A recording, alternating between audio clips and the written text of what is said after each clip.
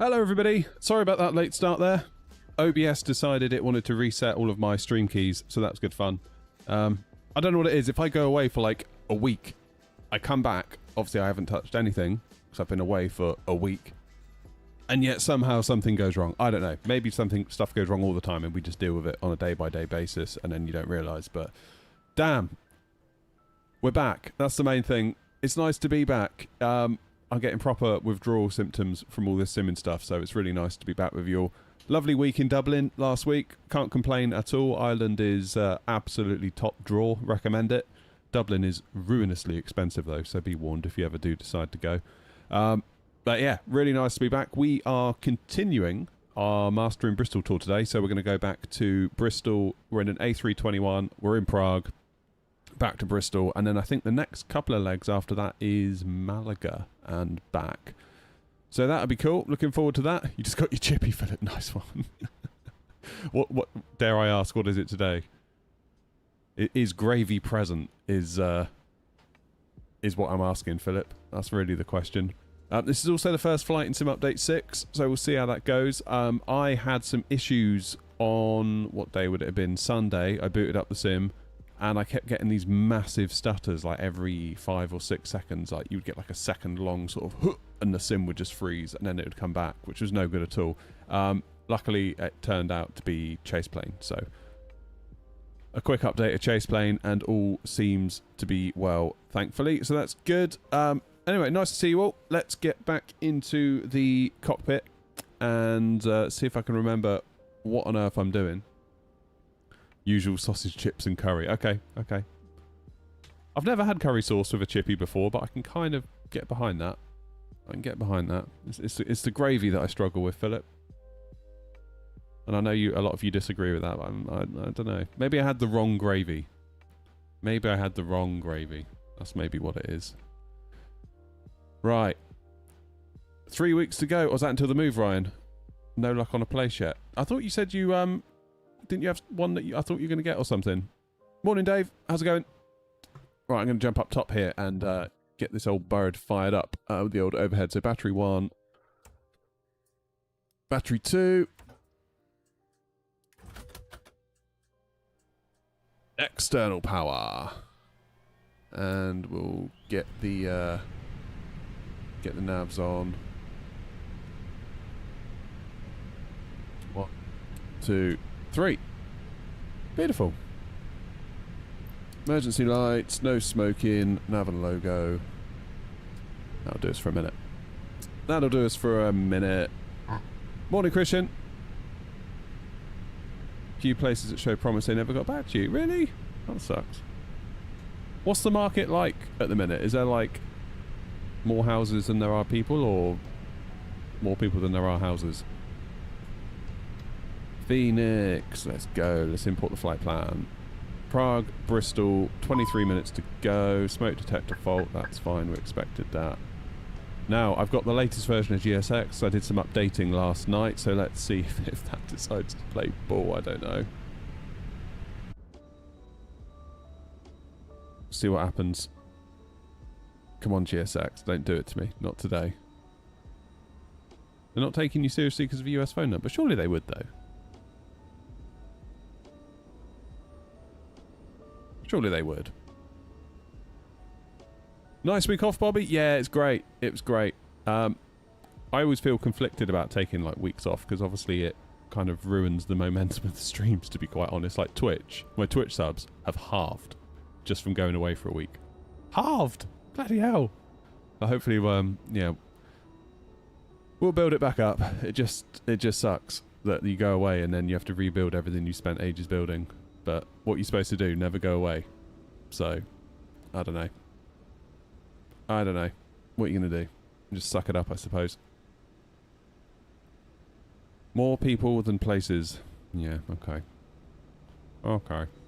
Well, hopefully you'll find something, Ryan. I mean, it might be, I suppose, you need to get over here and just walk into a thing on, you know, just walk into an estate agent and be like, right, give me a place. I suppose there's nothing more, can't beat actually just walking in face to face, can you? And being like, I'm here, give me a place.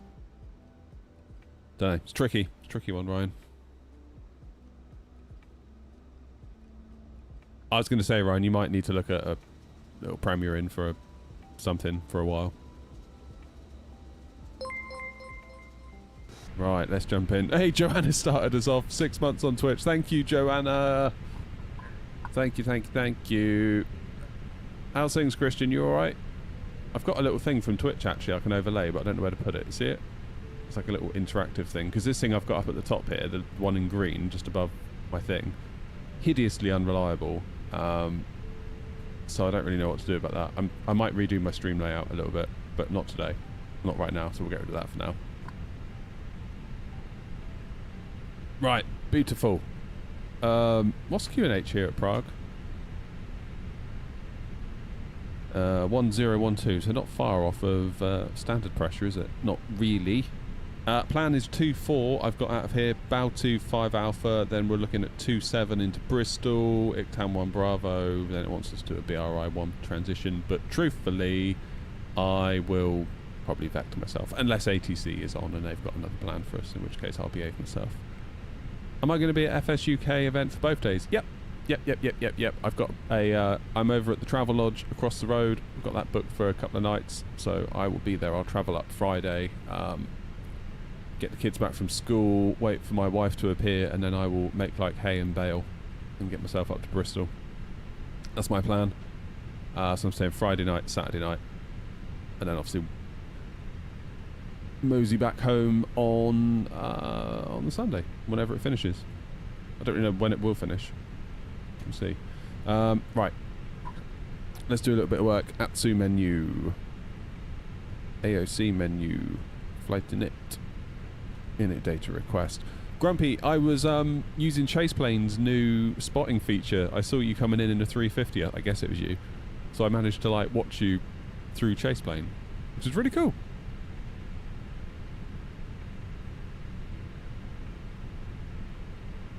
I was quite impressed with that. Alternate of Heathrow. And init request. Did you just touch down at Bristol? You got a VRAM leak. What scenery are you using? You on the Pilot Plus or are you on the what's it called? SoFly. What's my call sign? Air Not 749 Lima. Air Not 749 Lima. Where's my plan? What's the cruise? Initial altitude 32, so probably it is going to be that, isn't it? So quick look. Yeah, 320. And my cost index is 60. Let's get some wind data. GSX, have you done anything yet? Or are you... Okay, we're fueling. Can I request boarding at the same time? I think I can. Yes, good. Goody goody. Joseph, how you doing? You're on SoFly at the minute. Oh, that's weird. I tell you what, as soon as I stepped off the plane last week in real life at Bristol, having come from Dublin, God, it was hot. I was really shocked at how hot it felt. You know, when you go to like Alicante or, you know, somewhere hot for your holiday and you have obviously flown in from the UK, you step off the plane and it's like, bosh, it's like, it hits you, doesn't it? It's like, wow, yeah, I'm in a hot place. It felt like that. But I was like, but I'm at Bristol. How is that a thing? I mean, it was warm in Ireland, don't get me wrong. It's like 26, 27, but it felt fresh. Like, over here, it was very, very different. Attached tug. No. There's been another GSX update this morning. Oh, I did mine yesterday, so I'm probably a version behind.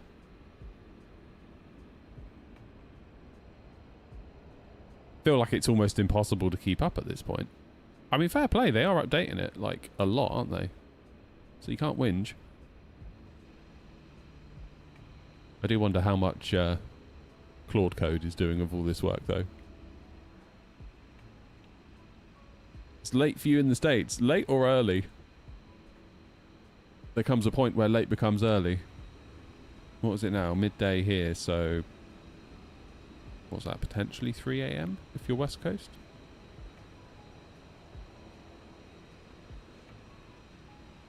How you doing, Dan? 7:14 a.m. Yeah, that's early. That's not late. It's early in my books. Right. Right. I need to get my excuses in because I haven't flown for a week, have I? And I'm in the 321, which I typically struggle with compared to the 20 and the 19. And we're going into Bristol, which is quite a challenging airfield. So we've got 3 nice excuses today, and I intend to fully use all of them. Every last one of them. Oh, here come the passengers down the jetway. It's not foreshadowing, Max. It's me just explaining the situation. I'm sure you'll all have your own thoughts on the landing anyway. You normally do.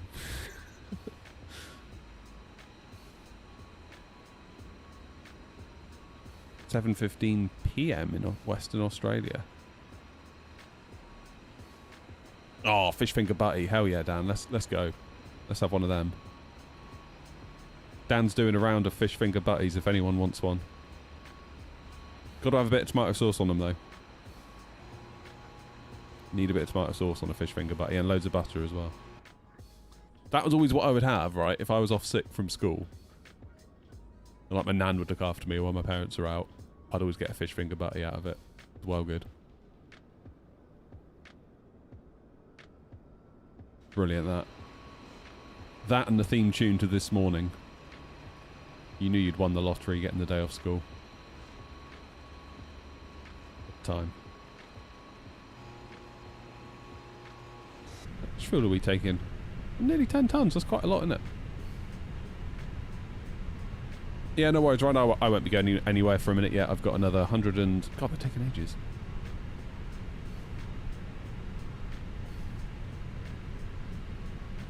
Don't worry, Joseph. I got you. Don't worry. What happened there, by the way, at Munich with that Vietnam 787? That was a bit... That was a bit sketch, wasn't it? Flippin' heck. Did a flight Tokyo to LA. God, that's got to be what? What would that be? Hours-wise. 10? 11? I don't actually know. I'm struggling to estimate that in my mind. Rather a lot. Let's just say that. Well, the good news is I survived my first 2 flights on a real 737 MAX. So that's good. I remember sitting at the gate and I saw it pull in. I was like, oh God, it's a MAX. It's a MAX. It was actually alright. It was alright. I mean, it was the 200. And they never, ever, ever called it the MAX. Even all on the signage, there was no like Boeing 737 MAX 8 200. It was all labelled as 737 8 200. And even the cabin crew, when they were, yeah, welcome aboard this Boeing 737 8 200, they would always say that. They would never say 737 MAX. I guess you can kind of see why. Oh, cheers, Philip. I haven't had the pop-up yet. Twitch hasn't said a word to me either.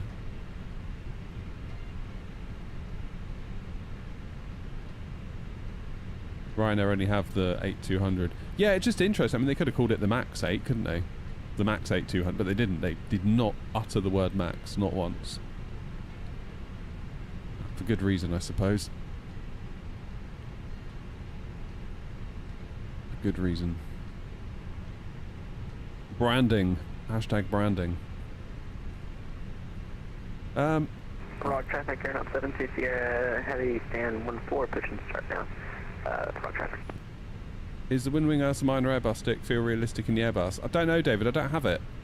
I don't have it. I know lots of people speak highly of it in the context of a budget stick. So if it's like, do you get the Thrustmaster TCA Airbus or do you get the wind control? Lots of people say get the wind control. But I've not tried it, so I can't tell you for sure. Maybe I should tap them up and see if they'll send me a review unit so we can just know. That'd be quite nice. Make a little video on it maybe.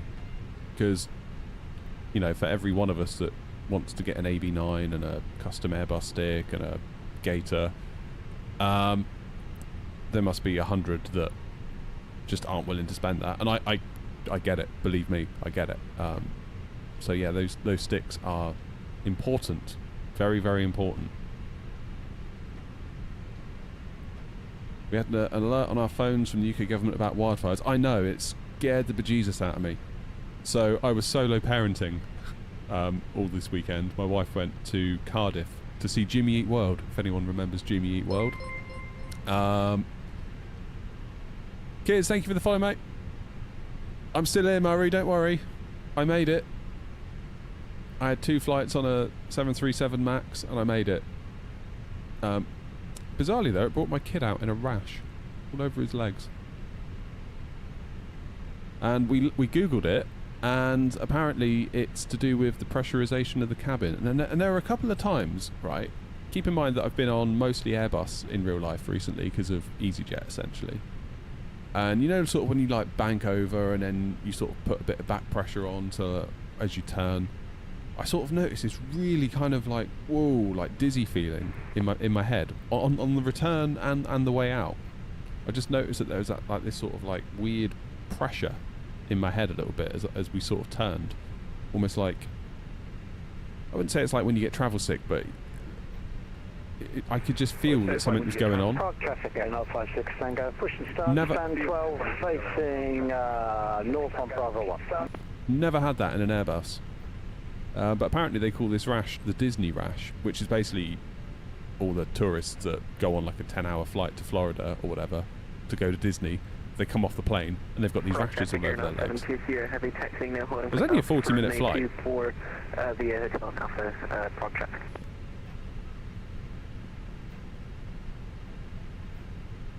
I have both. The Ursa is so good compared to the TCA. There you go.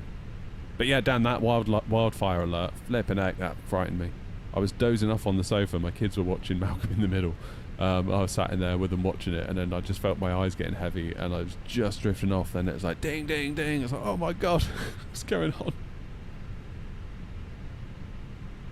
Which Airbus stick is the best to use with the Moser AB9? Is it the CN Tech, the Sim Workshop, or the FS Projects? I've got FS Projects. Ryan's got a CN Tech, I believe, and I've not tried the Sim Workshop. They did reach out to send one, but I was kind of like, well, I've already got one, so I don't know. And I'm fairly certain they responded to me with ChatGPT. So I was like, yeah, I'm good. We'll leave that one there.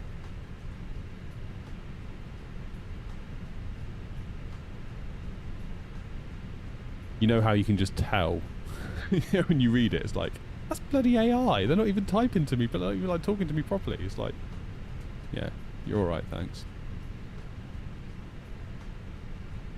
I think if my FS Projects one broke, I would probably pick up a CN Tech.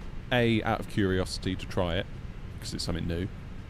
B, because they can fulfill them way quicker than FS Projects can, unless there's been a change on FS Projects side, because I ordered mine in October and it didn't arrive till like mid-February, almost March. It's a long time to wait. That is a long time to wait. Whereas I think CN Tech, I mean, Ryan, I don't know if you can speak to this, how long yours took, but from what I gather, they sort of hold a few more in stock, whereas... Air 056 Tango behind the company crappy Boeing, taxiing to runway 24. FS Projects, they are literally built to order, so they will have a period of time where they collect orders, and then I guess when they will like collect orders from like now, and then in like February they'll build all of those orders, and then the process starts again. They don't hold them in stock. Oh, look, we're loaded. Okay, we'll send that over. And then we will departure. We're taking off 24, sync loads, sheet, sync weather, calculate. Is it going to want this on flaps 2? Surely we can do a flaps 1 from here. I feel like this takeoff calculator is always a little bit... Yeah, flaps 1's fine. It's totally fine. Still got a flex temp of 48, 159, 166, 168. Let's do that.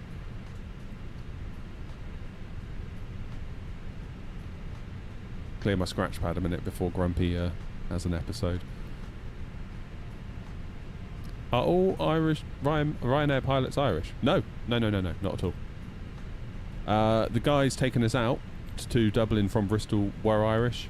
Guys bringing us back. Well, not. 72 Sierra Heavy, lining up down runway 24, Prague traffic. What aircraft should I get for my long-haul VATSIM flights? I would probably say PMDG 777 would be my go-to long-hauler. Probably the freighter. I really enjoy the freighter. But also 200, 300. Deckers, how you doing, mate?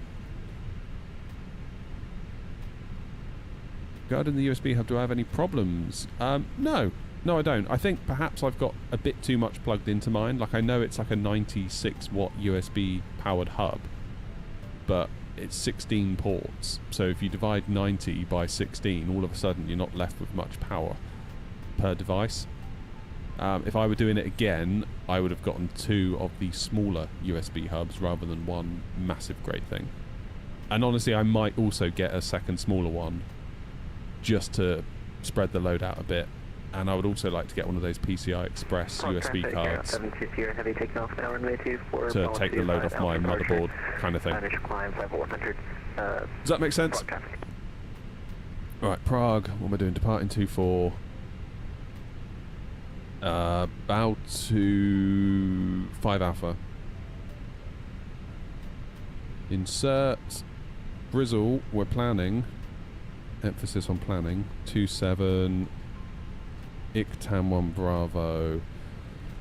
It wants us on BRI 1. I'll put that in for now, but honestly it may well be vectors either by myself or by ATC. Secondary flight plan, we'll put in what's it called? LKPR. Start traffic Air 056 Tango behind the departing brand, line up runway 24. Back to the secondary flight plan page. Put in our SID, departing 24 25 Alpha, return, and then we'll put in 24 again for our arrival on the ILS. That should give us some coordinates if we need to come back. Init page. Traffic Air 056 Tango Heavy. B is in, that's good. 9.8 tons of fuel. Performance page is all set. Good. We're passing out to those 3,200 feet. Proceeding now towards Bolshill. Let's get fuel pumps on. Jim, you said you bought something. What is it? That's in radar's down. Brilliant. It is 5,000 here. You're quite right. Yeah, I've got the Sabrent one with 16 slots. Probably, if I was doing it again, I'd go 2 smaller ones. Happy days. Just wait for the APU to fire.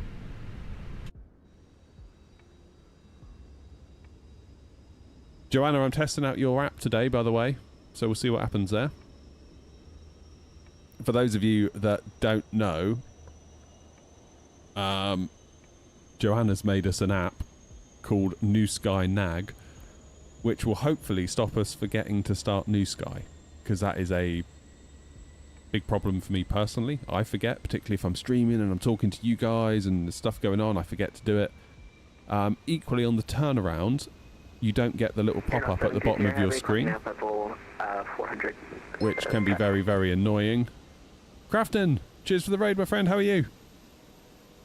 Yeah, it can be very, very annoying if you do a turnaround leg with New Sky, because on the turnaround it doesn't give you the pop-out. The little pop-up saying, do you want to start New Sky when you start your engines? So, yeah, Joanna's made a little app that will hopefully remind us, and we'll see what happens. Is my APU ready yet? Yes, it is. APU bleed on. So if I now do beacon on, there we go.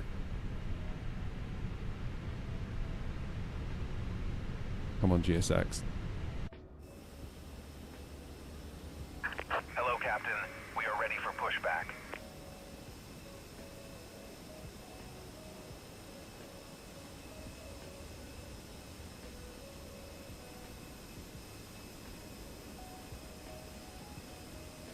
In your home country? Ah, I'm jealous. I love Prague. Prague was brilliant. Departure checks I had an completed. awesome little apartment. Bypass What a and find that inserted. was on Airbnb. It's like dirt cheap, and it was right in the middle. It was by it's quite close to that clock thing, and it was actually on this little market bit. I forget what it was called. Really cool though. Locking gear. What's that market called? Began with a H, I think. I want to say like Havaleska or something like that. Landed into Adelaide, departing Melbourne. That is a nice flight. It's not too long either, that one, is it? It's just right. Is that an A380? Prague traffic air 027 Charlie, pushing back, stand 23 facing west on Hotel 1, Prague. Tell me you're not coming to Bristol.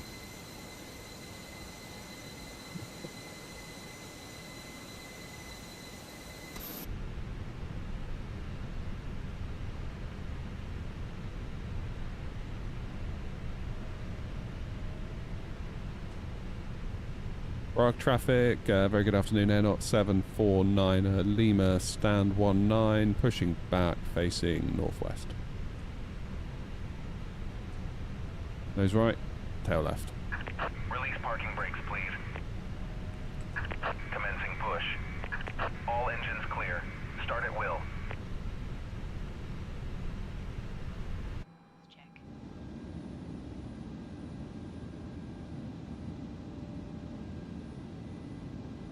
Right, let's get that engine started.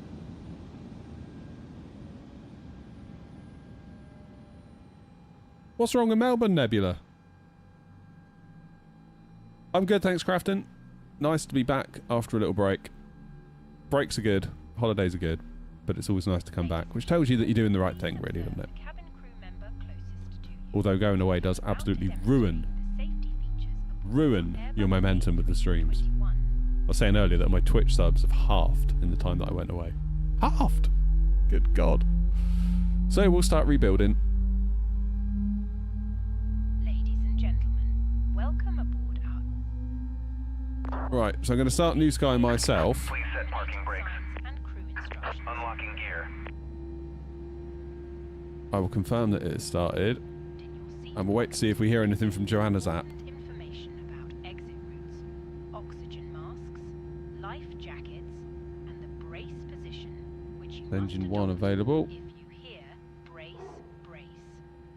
There are 8 emergency exits on this aircraft. Flaps door 1. The cabin crew are now pointing out the exits nearest to you. Please be aware. Tow truck disconnected. Nearest Bypass pin removed. may be behind you. Where is that Left is A380 clear. going? Right is clear.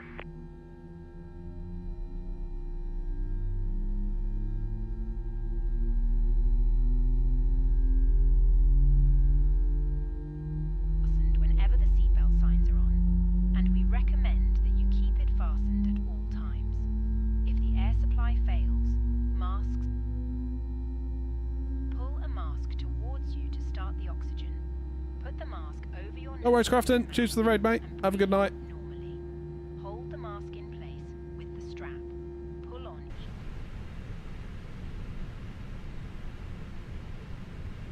That's 2 engines available. Auto brakes to max. I'm going to have to do my speed brake with my mouse because I was having issues with my speed brake. Although checking it out in Simac Pro today, it's now fine, but I haven't remapped it in the sim. So that's fun. APU bleed off. APU off. Taxi light on.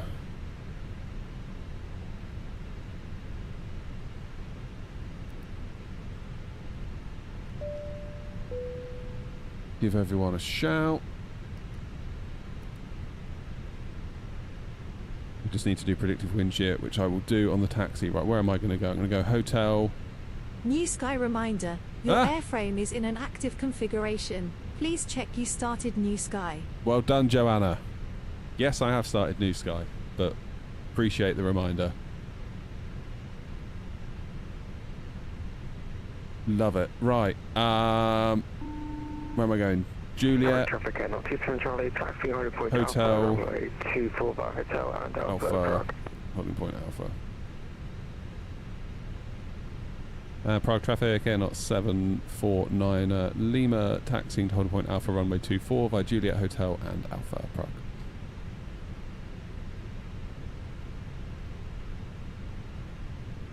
Simples. Right.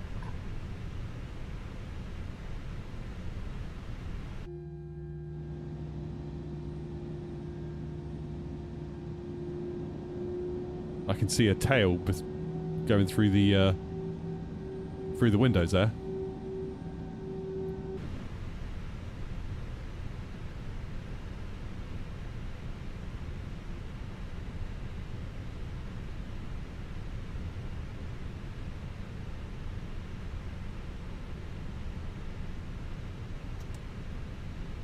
Right, I'm going to give way. Prague traffic, Air Not 749 Lima will give way for the company traffic. Many thanks.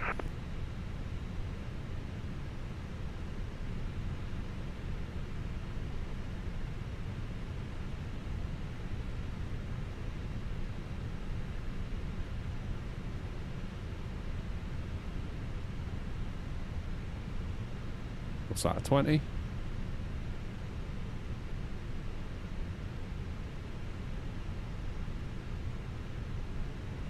Right, follow the one in front.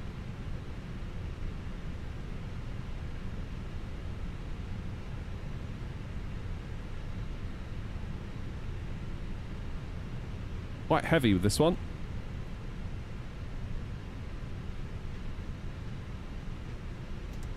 It's not wanting to move very much on its own steam, which I kind of like. I think I kind of prefer that.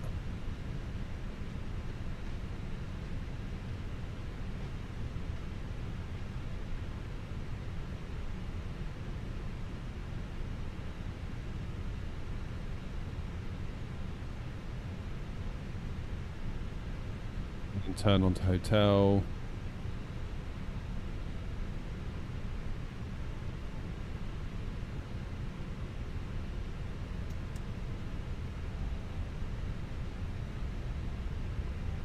Follow that plane.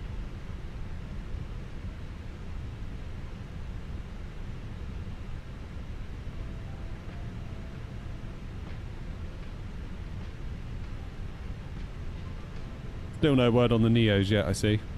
I did think, given that I was going away on a little holiday, I was like, if there's ever a time for them to release, it would be now. Generally, whenever I go away, something cool happens.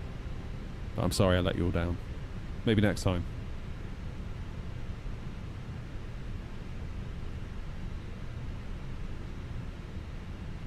Still waiting on FSLTL as well, aren't we?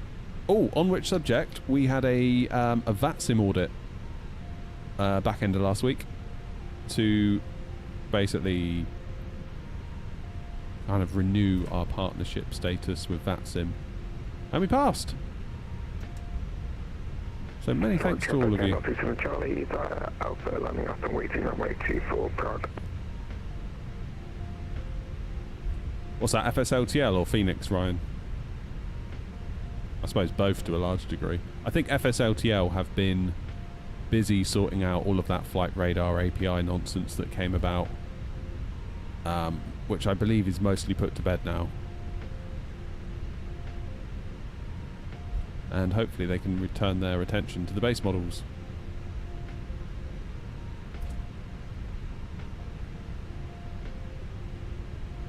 But I think they need there to be enough planes in the update for it to be worthwhile them pushing an update.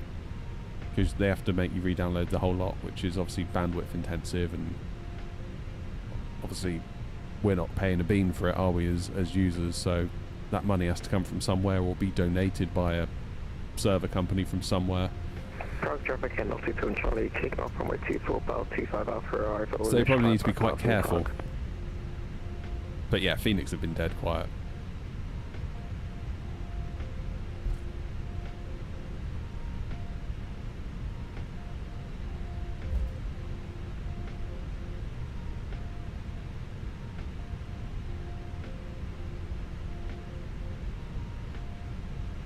Hopefully it won't be that long and they'll say something, but I don't know. I guess we'll know when we know. I'm hoping that as soon as they do say something, it'll be like, oh, and it's out tomorrow. And there'll be no like drawn out like, here's a preview, but it's going to be 2 months or whatever.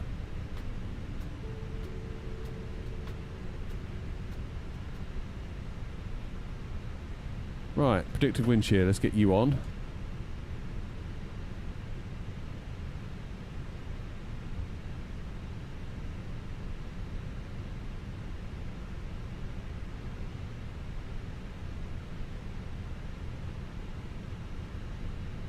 Come on, plane. A little bit more thrust. You live in Bristol, nice.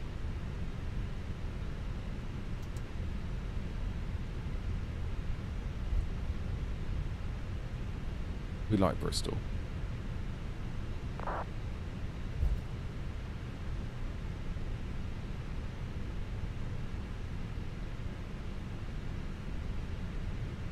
Here we go then.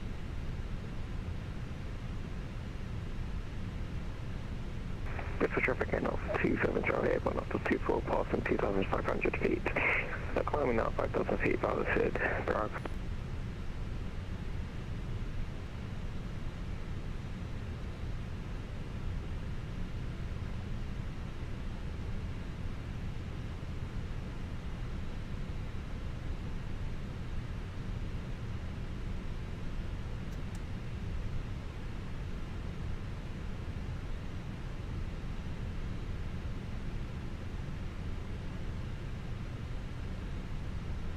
Right, let's hold it here for a sec.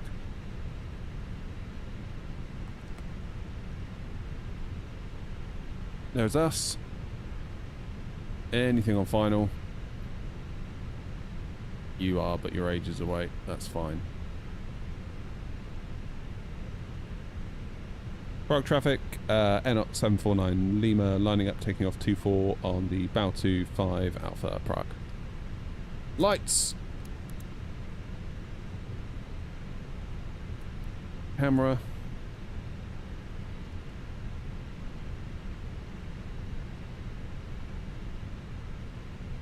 Parking brake off. Let's get out of here. How am I finding some update 6? It's alright. First flight in it, to be quite honest with you. So I guess I'll tell you at the end.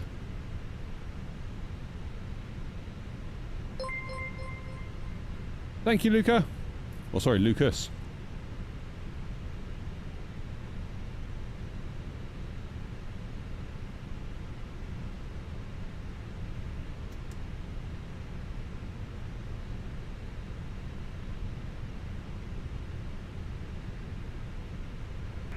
New traffic, scatter 14, Bravo Delta, pushing back from 729.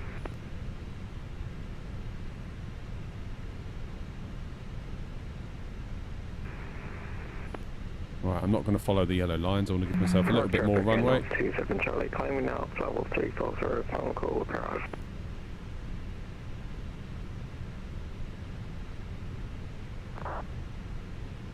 Prague traffic, scatter 165, flying up runway 24 behind departing traffic, Prague. Right, turn and burn.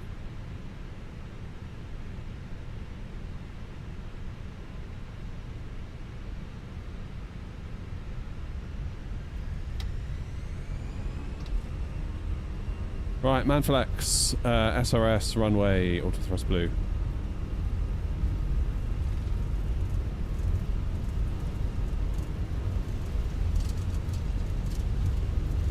$80 knots.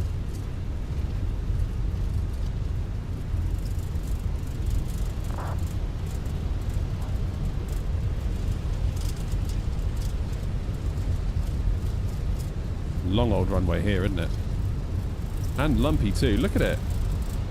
Undulating, as my old geography teacher would say. V1.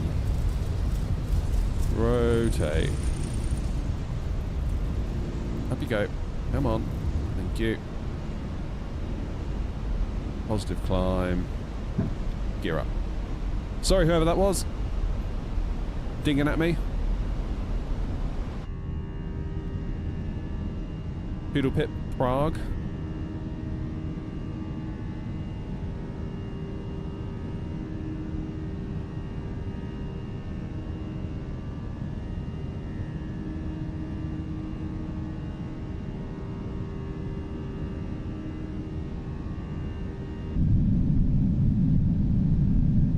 Levers climb.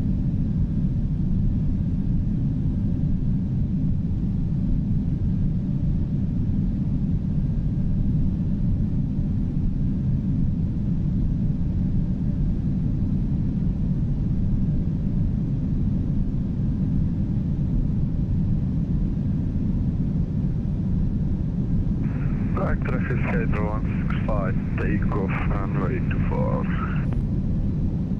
Prague traffic A 749 and Lima, passing 3,200. About 25 Alpha, Prague traffic.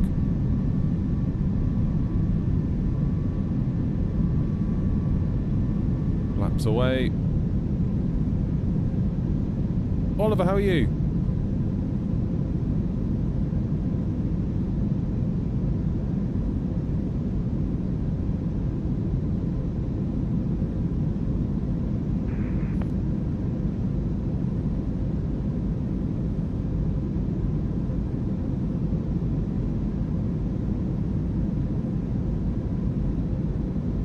Right, turn coming up.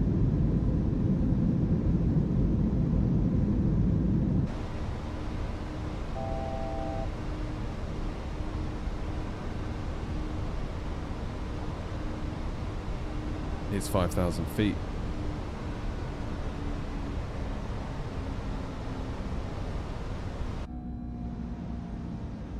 Ladies and gentlemen, please keep your seatbelt fastened whilst the seatbelt sign is on. We recommend that you keep your seatbelt fastened whenever you are seated. Toilets are located at each end of the cabin. Remember that smoking is not permitted at any time. This includes e-cigarettes.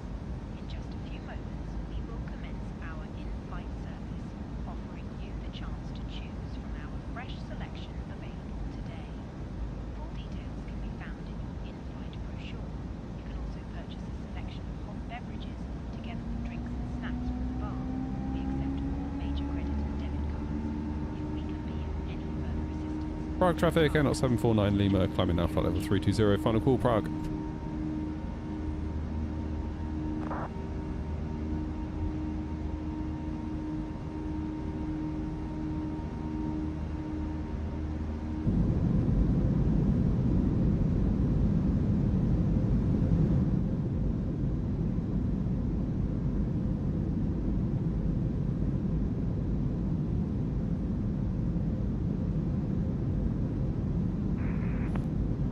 Right, 6,000 feet, coming up on 7. Co-pilot's loving his life, still hand flying.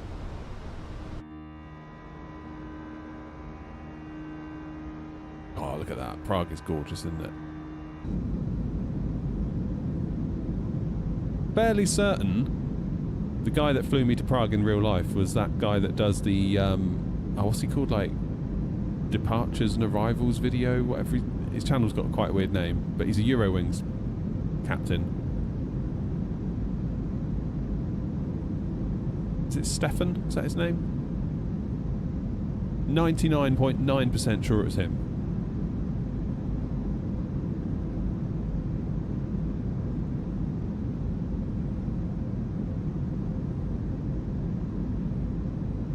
Like the way he spoke on the radio, and he had the cockpit door open as I left, and I was like, oh, shoot.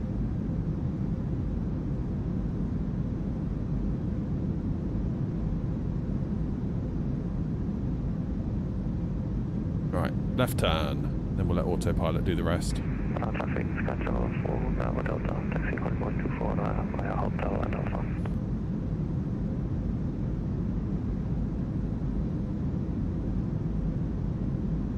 Alright, let me get around this turn, and I can be more attentive to chat once I stop hand flying. Takeoff detected. If you forgot to start New Sky, please cancel your flight. Well done, Joanna. Well done. How cool is that? So that's the other thing, if you have not started New Sky, the best thing you can do for the virtual airline is cancel your flight, and then you won't get a massive penalty. Because some people forget to start New Sky, do their flight, forget all about it, and then we end up with like a 100 grand fine from New Sky for the airline. Because they simulate, you know, putting passengers in hotels, rebooking. It's not 100 grand, but it can be a lot. I think it's about $200 per passenger. Right, autopilot, lazy mode enabled. Fair play, Joanna. That worked an absolute treat.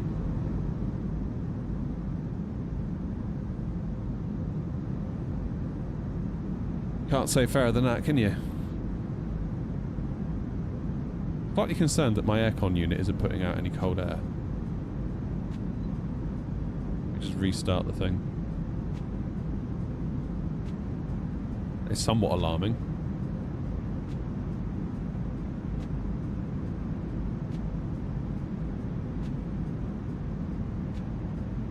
I've turned it off, let's turn it back on.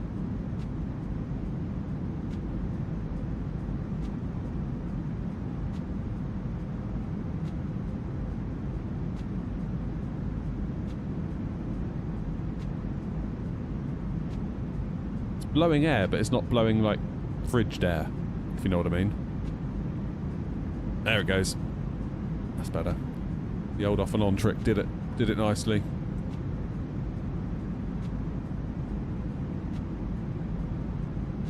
I refuse to sweat it out, Rob. I refuse. Oh, that's so nice. That feeling of air-conned air.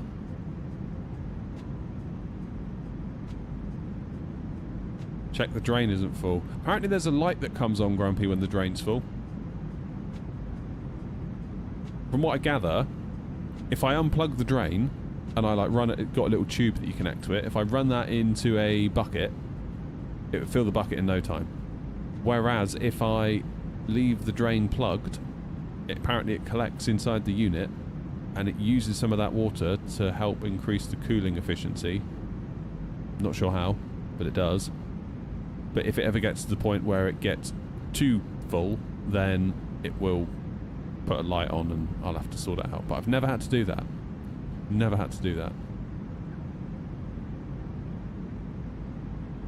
Is it still hot down south? I mean, it's cooled down a lot now, Deckers. I mean, just doesn't really matter what the temperature is. It's it just gets hot in the shed because it's so small and we've got loads of computers in here just relentlessly chucking out heat. It could be like 5 degrees outside and it could be 26 in here in no time. Absolute no time. My joystick, I've got a Moser AB9 for the actual joystick base, but the bit that you can see here is from FS Projects, which attaches to it. 12 degrees in Leeds. That'll do. That'll do. Yeah, I think we've seen the worst of the heat for a while, haven't we? I was looking at the weather this morning. It looks like it's like, you know, 18, 19, 20, 18, 19, just for like days now, with rain, which should be nice. Like, our lawn is basically, well, where there is grass, it's yellow, and where there isn't grass, it's just cracked earth. It's crazy. It's crazy. I wear a hat indoors because I don't have any hair and my headphones annoy the top of my head. And it creates a nice little barrier.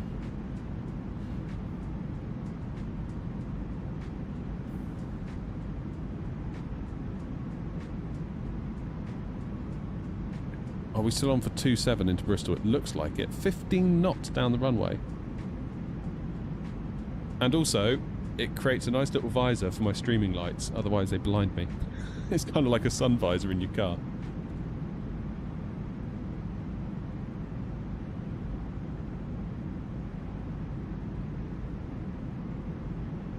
Because my little streaming light is brighter than the sun.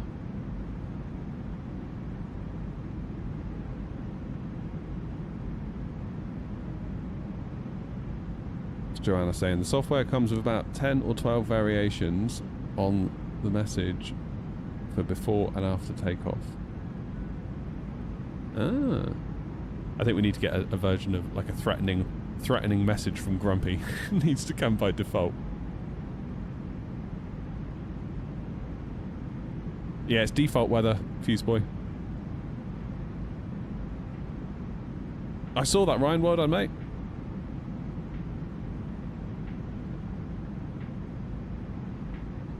sounded rather intense.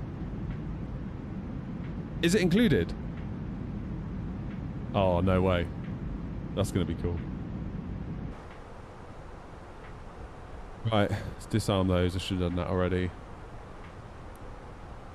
Let the scumbags out. Be free!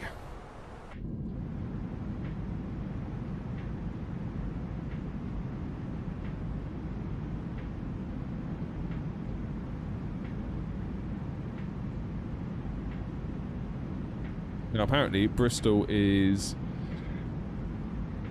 time's it now? 5 to 1. 20 to 3. We're going to be at Bristol, it reckons. Default weather is, in my opinion, always great. Yeah, I don't mind it at all. Like, I've had people say to me, you should use this, you should use that, and I'm like, but I'm not unhappy with what I've got. And then A, it's more money to buy this, that, or the other, and B, more surface area for an add-on to screw up. So, if I was actively unhappy with what I'm seeing here, I would, yeah, I'd probably look at options, but I'm not, so I don't. I think it's great. I don't have an issue. Maybe the turbulence would be the only thing that would tempt me. I feel like the turbulence feels like we're on rails quite a lot with the lack of turbulence. But then Phoenix tell you to turn the turbulence all the way down to low in the sim, don't they? And if you don't do that, you really do feel it bobbing around. So I don't know. I feel like maybe the turbulence could do a bit of work, but visually, great.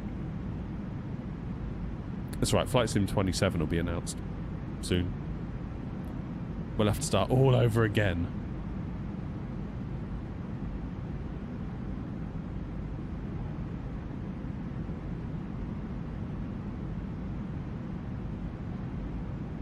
I hope they don't do that.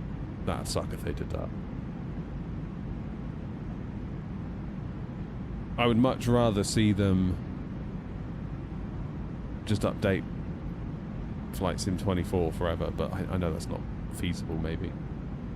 Because the whole reason they made 24 was the fact that there was like a bit of a glass ceiling with 2020, so they had to rebuild a lot. But now they've done that, have they created a platform that can grow with them for the next 10, 15, 20 years? I don't know. I don't know.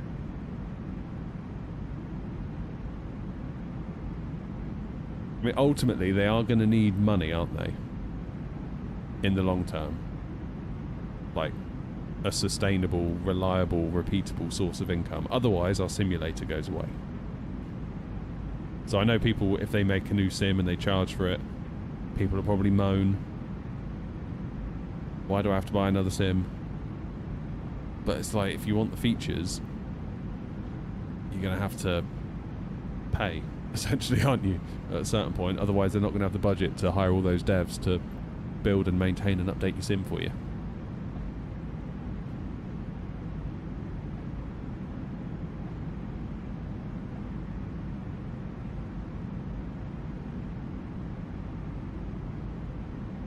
It's a tricky one. Because obviously if you've bought Flight Sim 24, they've had your money, and they're not getting any more from you unless you start buying stuff off the marketplace.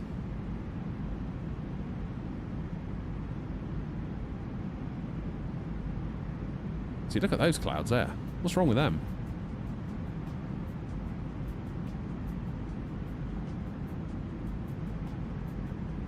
Vegas, how you doing? Welcome back. Welcome back indeed.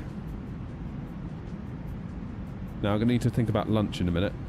And I'm going to need to think about a coffee. I've got a hell of a headache today. I've taken paracetamol about a couple hours ago and it hasn't touched it. So I might need to bust out the ibuprofen at this rate. Probably need some caffeine. That's probably what we need. You're getting a new PC. Amazing. What are you going to build or buy?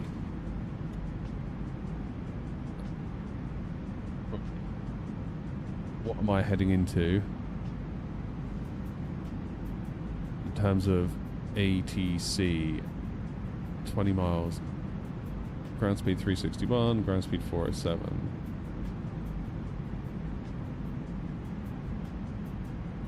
There you go. Max, how come you're going so slow? Neuramol. What's Neuramol?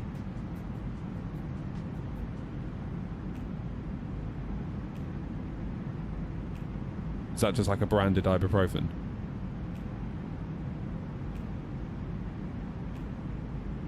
Because aren't they pretty much all the same?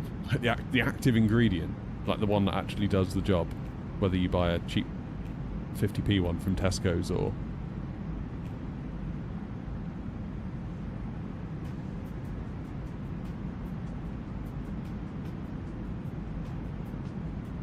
Apparently a lot of it is psychological. It's like, I don't have a 50p headache, I've got a £3.50 headache. That Rory Sutherland, that marketing guy, was talking about it.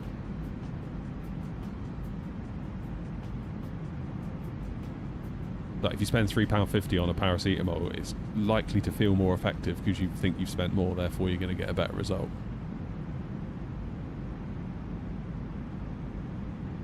Hey, if it works for you, it works for you. Do you feel better? Yes or no? That's the main thing. I don't know what the difference is between a migraine and a headache. I don't know whether I've ever had a migraine. I suspect maybe I've had one, but I don't know. I just don't know. Like, where does a bad headache end and a migraine begin? I was in France, we were camping, and we were having a kick around with a football, and just all of a sudden it just hit me like a ton of bricks. Like a really, really fat headache. Where like the thumps of pain were synchronized to your pulse basically.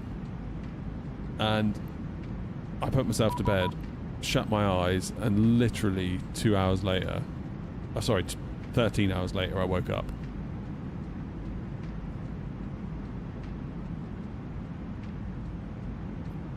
Look at my live weather. My live weather should be on.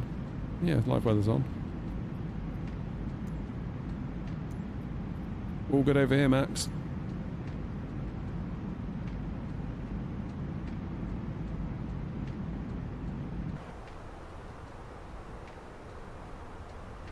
Lights, okay.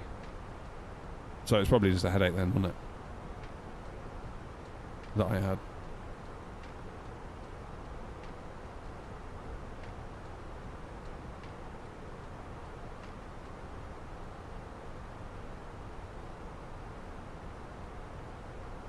Labs 321 all the way.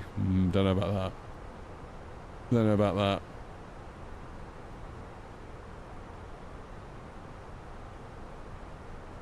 Would I recommend doing VR with a 5060 16 gig / 5070? Might buy a Pimax. VR is a lot.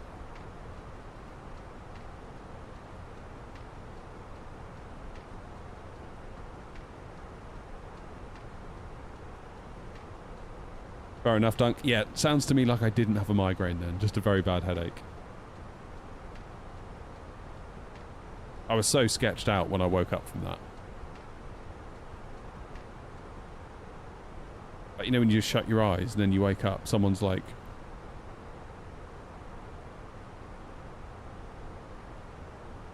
sort of like nudging you to wake you up. And like, it's 1 o'clock in the afternoon. I was like, what? I thought I just shut my eyes.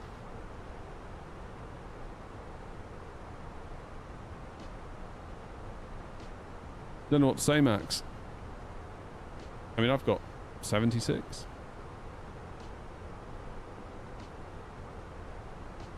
Yeah, I've still got another 5. I'm only going to 320, keep in mind.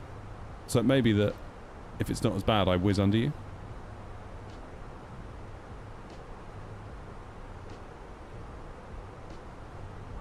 He's just off to Alicante. No, is the Alicante scenery fixed yet?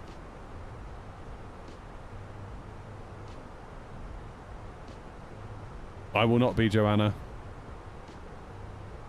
Joanna, did you just get in there with the first "will there be another leg" style message?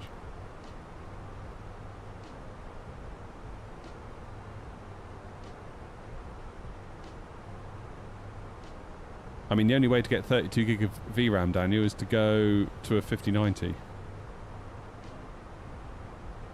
16 16 is manageable if you're willing to duck settings and tinker.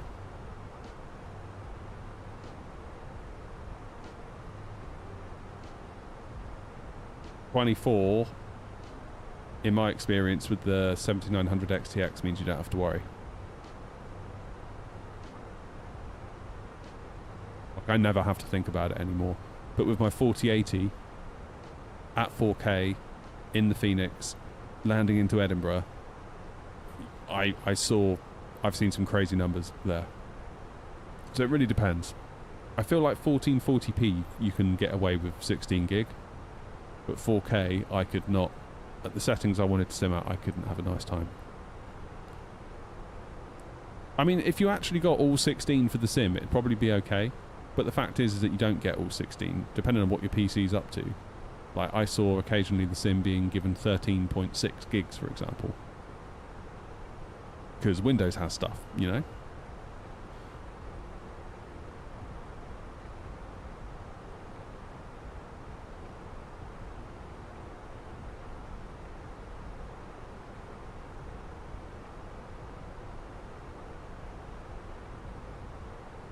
I think I can't fly the labs, Stephen. They crossed the line with that malware shit they did years ago.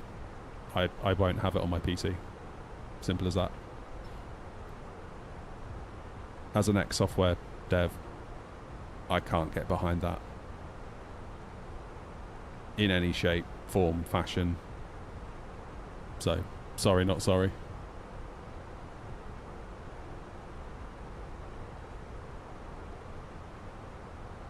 Yeah, kids, the freeware Alicante from flightsim.to, it had giant holes in the taxiways. You'll be alright landing. You'll be okay landing, but just, you might have to get a bit creative with your taxiways. Where'd I get my desk? IKEA. It's just worktop. That's all it is. Ekbakken, I believe. Cheap and cheerful. I think it's like 60 quid for a 2.4 meter length, so I just got the got a couple of lengths and circular sawed it and hodgepodged it together, and it is what you see.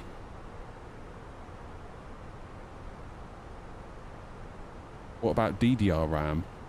Yeah, DDR 32 at a minimum, I would say, for flight sim, 64 if you can, but like the way RAM is at the moment, you know, I would totally understand.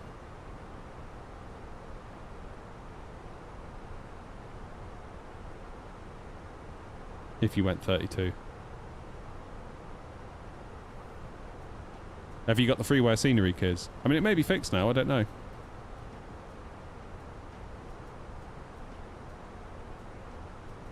If my RAM sticks die, if, like, I don't know, we have a lightning strike and it takes out my RAM, that is a big problem. A big problem. I paid 170 for it last year, February last year. Albeit it was second hand, but it wasn't much cheaper than what it would have been new. I only bought it second hand from CEX because I had some vouchers. That's the only reason I did it. Whereas now it's like £1,000 for the same kit.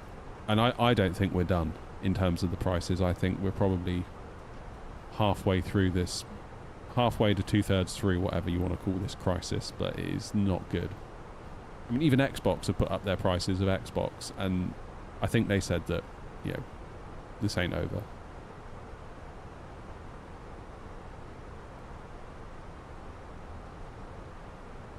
That's cool, Murray. That's really cool. How did you find it? The biggest thing for me when I went into a proper sim was that I couldn't line myself up with the runway. Because I'm so used to having a cockpit rendered on my screen. But of course, the actual cockpit became physical. And I was just like, weaving left, right. I couldn't line myself up to save my life. Until Hanny said, use your right leg, use your right knee, and just like imagine a little line coming out of your knee. And line that up with the runway.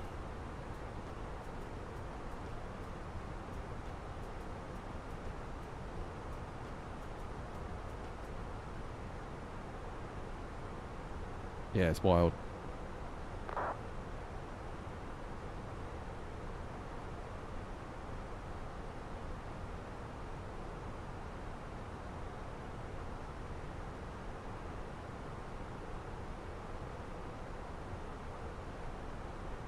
Rudder pedals and flight stick. Yeah. What flight stick have you got at home, Murray?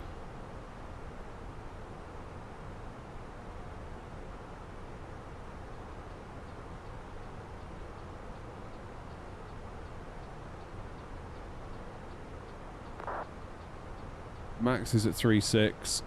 I am at... Oh, see, I've slowed down more or less. I'm only a little bit faster than you now, Max. What's your Mac number, Max? I'll slow down. You got the wind control, yeah. So that was the thing for me when Moser sent the AB9. They sent it the week after I went up to Hanny at Infinity Sim Wings and went in his sim, and that's what blew me away. It was like, wow, I've basically got a little A320 sim now in my shed. Like the real, obviously, is it 100%? I don't know, but it's really close, really close.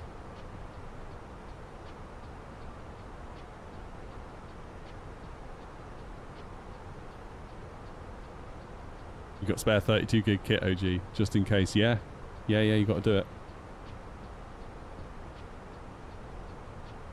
I mean, even DDR4's gotten pricey, isn't it? And chips like the 5800X3D, they got quite expensive on the second-hand market because, of course, they can run DDR4, which makes them desirable, but they were no longer in production. I know they are now to a point, but... Oh, it's just like a street fight. It really is a street fight out there. Absolutely wild. What are we doing frames-wise? Not bad, eh? 50? Locked 50? I'll take that.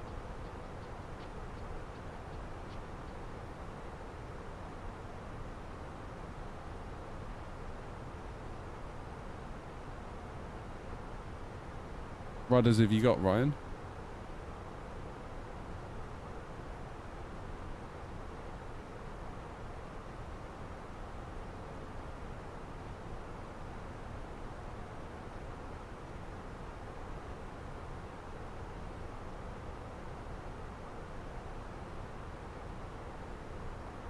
The Thrustmasters, yeah. So when I looked, it was a toss-up between them or the Logitechs. And I went Logitech. And I think I made the right call there, to be honest.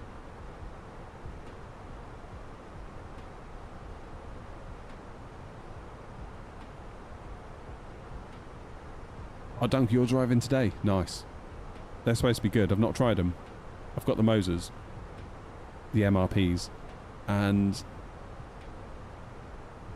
my suspicion is that they're both very similar. Just one looks Airbusy and one doesn't.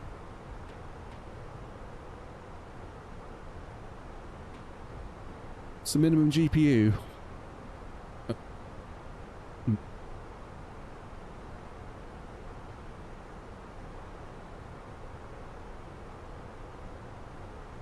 It's a hard question. Because, I mean, the resolution that you're playing at with VR is stupendously high. Even if you get a Crystal Light. Affiliate link in the description.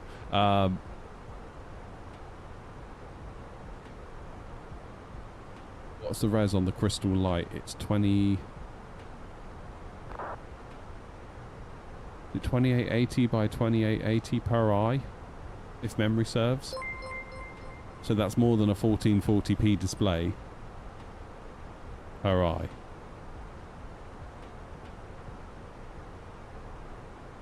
You're going to want to use foveated rendering for sure, because that is just so much.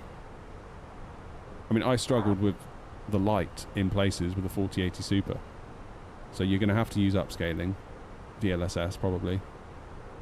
Wouldn't necessarily recommend frame gen, but can if you want.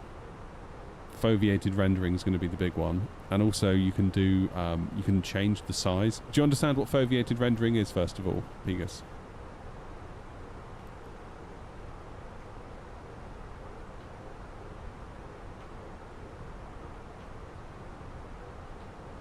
What's the bucks under your FCU unit? This bit. So it's a custom 3D print. The STL files are available now on the Discord for channel members and Twitch subs. Twitch subs. So it holds my little screen It holds my Tobii eye tracker, which I need to get configured to work with Chaseplane again. And it holds the Wingflex cube range of stuff.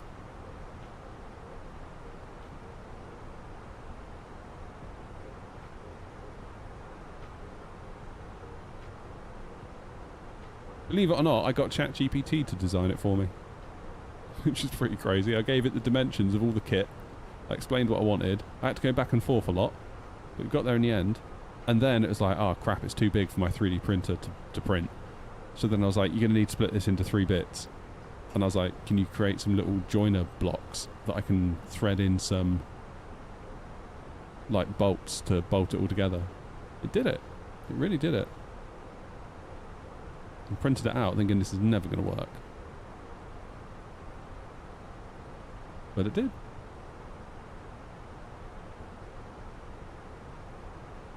One of the few instances I use AI for something and I'm like, actually, pretty cool.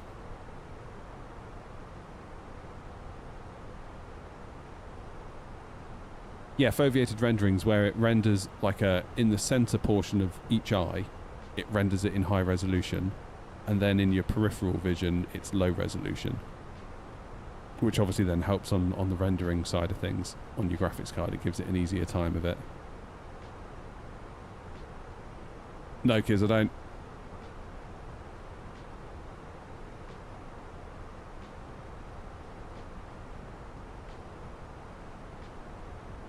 What you can do post-sim update 4, was it? You can actually change the size of that foveated rendering area, so you could make it smaller if you're willing to tolerate more blurriness around the edge. Obviously you'll get more frames. The thing with the Super is that it's got dynamic foveated rendering, so that it can, because it's got eye tracking, whereas the light doesn't. If you move your eyeball to like the top right of the frame, the high resolution portion will follow your eyeball, which is very clever. It's very cool, that. Whereas in the light, the advice is to keep your eyes looking straight ahead as much as you can, of course, and then just pivot your head while keeping your eyes locked to the center for the best experience. But yeah, to recommend a graphics card, it's hard. It is hard.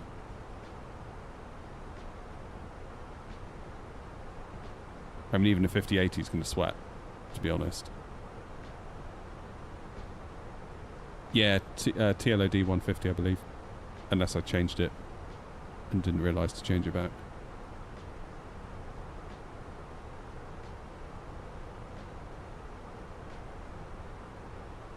Philip, if he's still in chat, might be able to answer that. Philip's got a Quest 3, I think.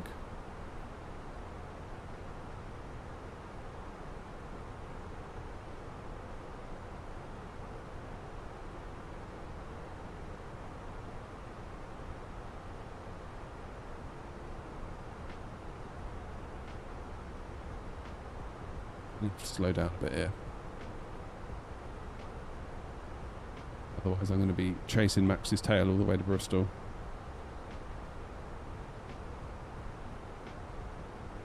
So who's that? That's Ryan. Private pilot license now showing up. That's what we'd like to see. Where's Grumpy gone? Ah, Grumpy's there.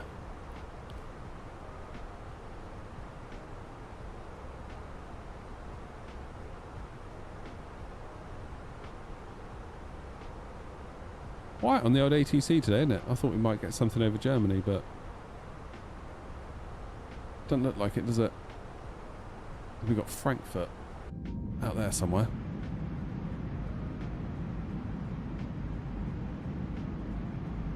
I'm going to disconnect from VATSIM real quick because I need a cup of coffee and I need some ibuprofen. I will be back in a minute.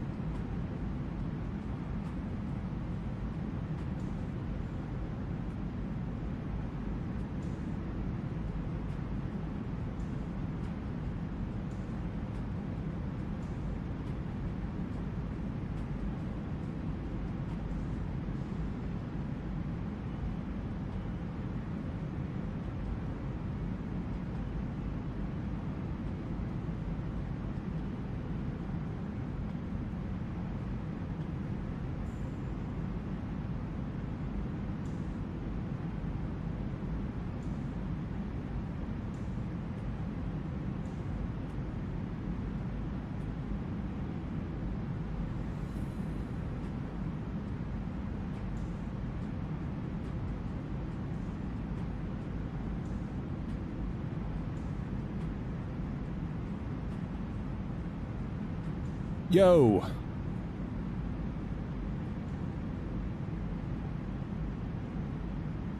I'm back. Right, let's reconnect.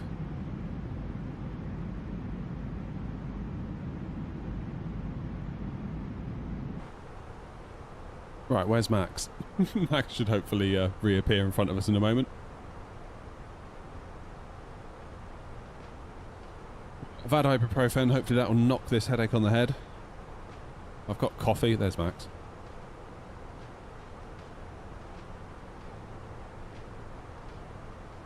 .27 still looks like the deal. Is there any ATC on? There's not a lot on, is there, today? A bit of Gatwick and Stanny. That's it. Manchester's got ground on. Always divert to Manchester, Grumpy, if you fancy that. Tower's on. Oh, look, Glasgow. Radar's on. We got nothing at Bristol. So I think my plan will be to sort of vector myself out and then just bring myself in on a long final. That'll be my plan. You're at 7.9. Okay, I will go 7.8.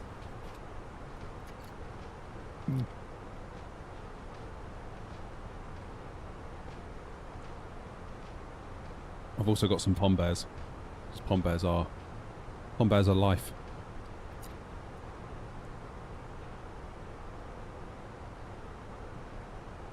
Love a pom bear.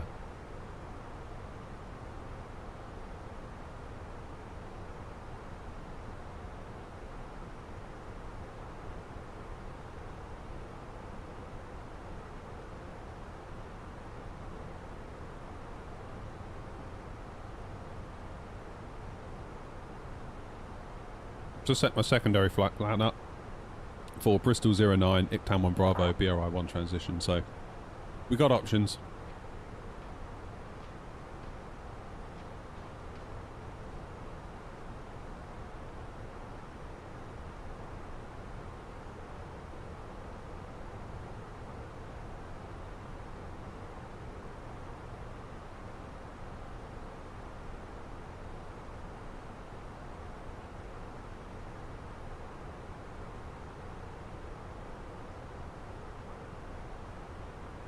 Daily check of FSLTL. Last update was 2 weeks ago on the dev branch. Added CRJX and other liveries. Come on, guys, release it.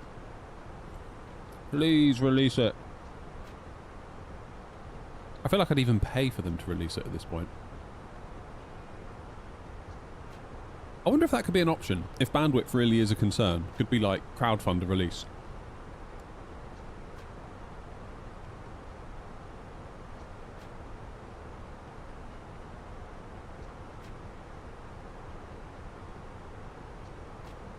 Couldn't that be a thing?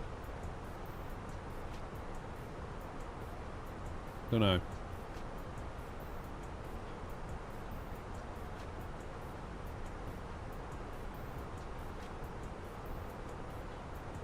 would just be so nice, everyone being able to see us. Because you forget, don't you? Because we can see each other if you use the VMR files or if you download the development branch of FSLTL and install it manually, but so probably 99% of other simmers on VATSIM that aren't anything to do with the channel or the VA. We just appear as these plain white tubes flying around.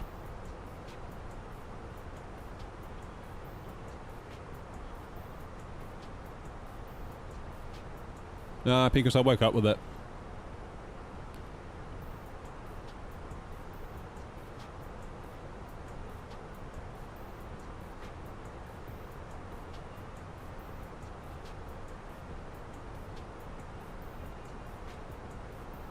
I probably need to drink a can of Guinness. That'll sort me out. Oh, by the way, Guinness in Dublin. Flippin' heck. Unbelievable. Unbelievable. We went to the St James's Gate. Of course you have to. You're in Dublin, you have to go. Hadn't really changed an awful lot, to be honest, since we were last there. I last went in 2015. And we had a brilliant day. I went back again thinking, well, it's been over 10 years. Maybe it'd be different. It really wasn't. We still had a good day, don't get me wrong. But it hadn't really changed an awful lot, I didn't think.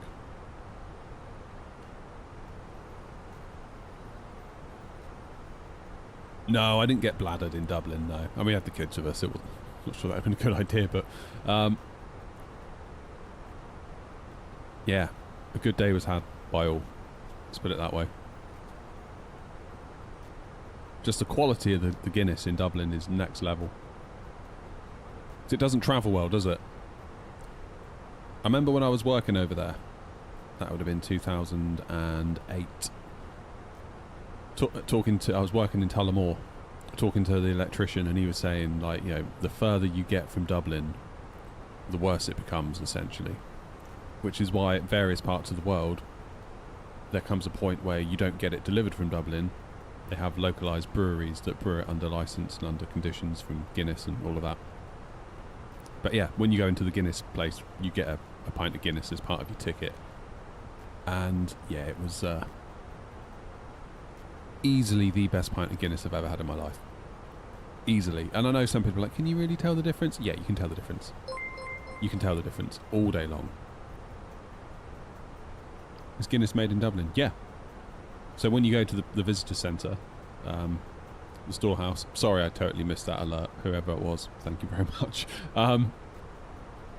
Yeah, when you go there, you go up to what they call the gravity bar, which is like a 360-degree glass up high bar. You get really nice views of Dublin, and they give you a pint of Guinness, or they gave the kids a Fanta or whatever.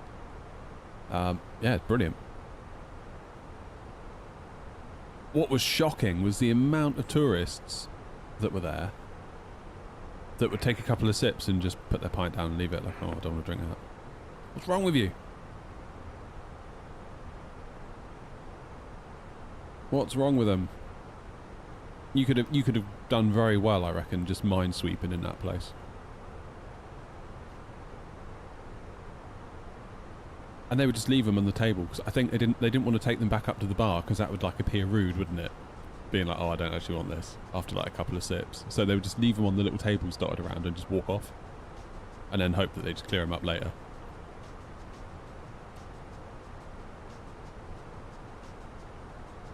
Hello, Tom. How big is my shed? 2 by 2 meters. So not big. I had the tape measure out earlier.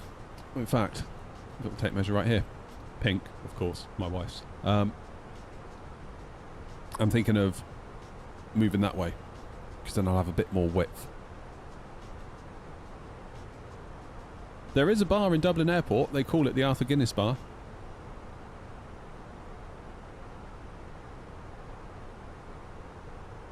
So yeah, it's all... even the Burger King at Dublin Airport had Guinness on tap, which I thought was incredible. I was like, wow, that's fair play. You know you're in Dublin. In the same way that when you land in Vegas, there's like slot machines in the airport, that kind of thing.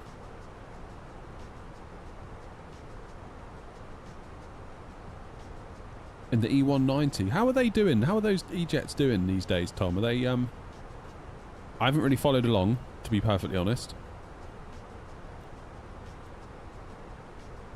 I know that there was some issues a while ago, but then just keeping my ear to the ground, you sort of hear that they've gotten a lot better. Are they flyable kids? I don't know. It's okay, a bit quirky, but I enjoy it, and it's a lot better. There you go. You're going to Vegas, Deckers? Nice. Where are you staying?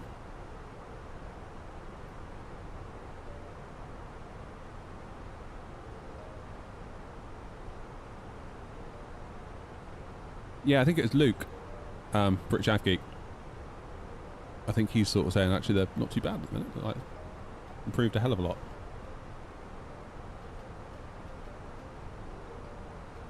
I had someone email me the other day actually, offering to make some liveries. Basically saying, you know, he's been following along the channel and the VA and all of that. And he said, I noticed you don't have a lot of regional jets, and he offered to do, obviously at a fee, which I thought was quite reasonable in all fairness. A321 E-jets.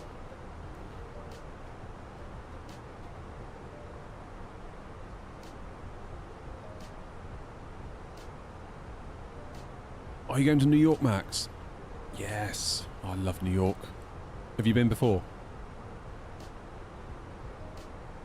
Deckers, we starting in LA, road trip to Vegas, staying at the Flamingo.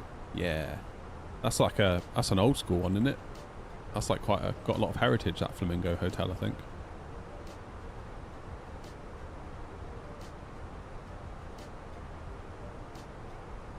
We stayed at the Stratosphere because we're cheap. It was the cheapest one. Well, it wasn't the cheapest, but it was like the cheapest main hotel on the Strip. But I would argue the Stratosphere isn't really on the Strip. It's kind of quite far from the Strip, and it starts to feel sketchy quickly, or it did for us at least. I don't know what it's like now, but it felt sketchy very quickly. Once you get beyond the main drag of, like, you know, you've got your Bellagio, Caesars, then you sort of start creeping up towards Circus, and then there's like this gap, or there was this gap of just like these giant lots that were empty, presumably owned by the resorts, that one day they will put something big there. I was talking to the cab driver and he said basically, you know, like, you imagine like the Stratosphere owners, they own the site that the Stratosphere is on, and they probably own another one, so they'll build another one, knock the Stratosphere down someday, and then build the next new one on the Stratosphere site, and yeah, they just keep doing that basically.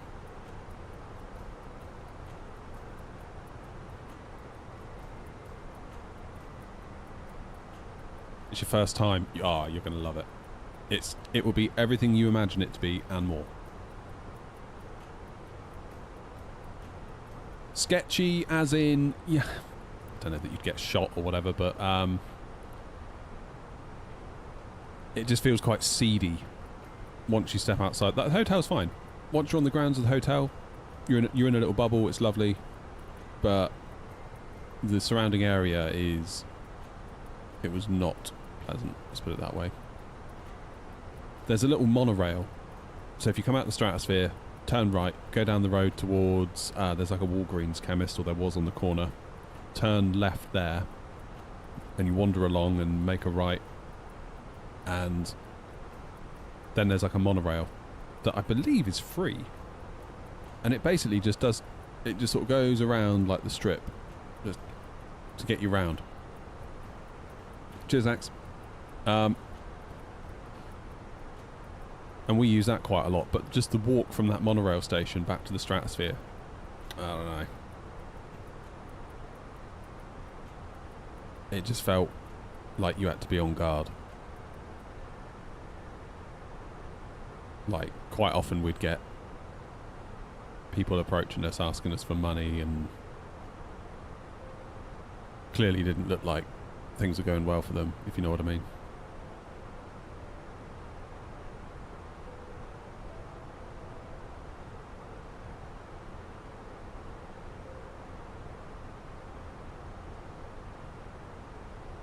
But then once you step inside the hotel, all that goes away. It's weird. Very weird.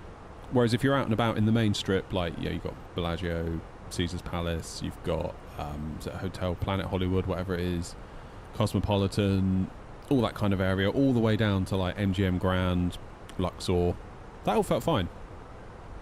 It just felt like a really busy, bustling tourist area. Loads of cops just stood about. Honestly, a lot of them were just helping tourists that were lost, didn't know where to go, giving directions. Like, it just felt like you were okay. But once you get up, it's almost like the Stratosphere took a bet. They built really far up the Strip, and I think they probably assumed that the Strip would come up to meet them and sort of fill in the gap, but it never really did. Or at least not when we were there. There was just this weird, like, just like wasteland lots everywhere.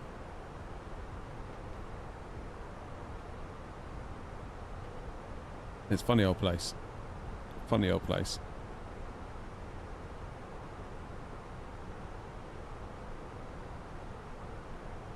I quite like the Excalibur. Again, it was a bit, you know, I wouldn't say cheap and nasty, but cheap and cheerful.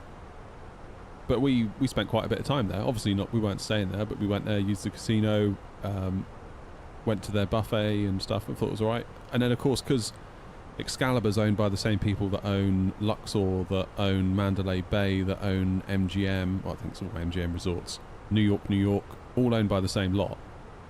There's bridges that connect all the hotels, so you can basically just like live in this little MGM bubble, but move around hotels and feel like you're getting something different each time. And each hotel's got a thing. Like, I think Mandalay Bay had this massive aquarium.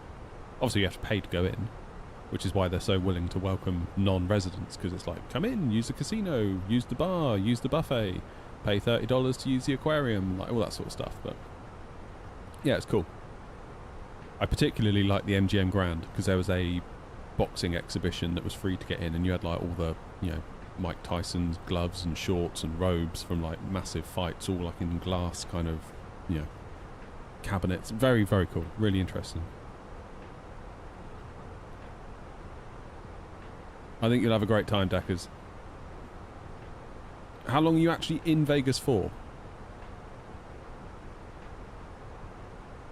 Because I think we stayed a couple of days too long for us. Obviously your mileage may vary depending on what you're after. I mean, we're not... It's only my wife and I. This is like pre-kids.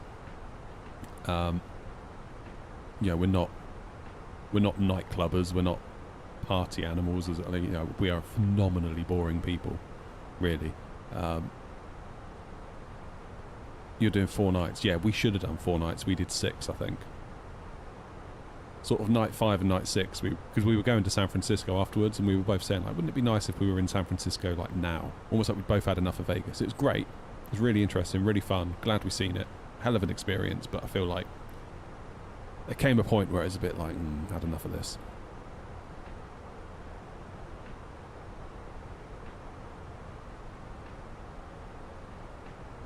But yeah, Max, you'll have a great time in New York. I'd love to go back. And the thing is, like, people say, oh, what do you do in New York? Like, what did you do? It's like, we just wandered around. Like, you can just spend the whole week wandering around and you just see stuff. There'll be something cool going on somewhere that you can do. Or that's just happening that you can watch. I don't know, it's just cool. It's got a good vibe. Good vibes in New York. Except for those luggage shops. What was it called? There was all these shops, and like the shop names would be like cameras, something, and luggage. There's like 3 things. What was the third thing? Is it cameras, technology, and luggage?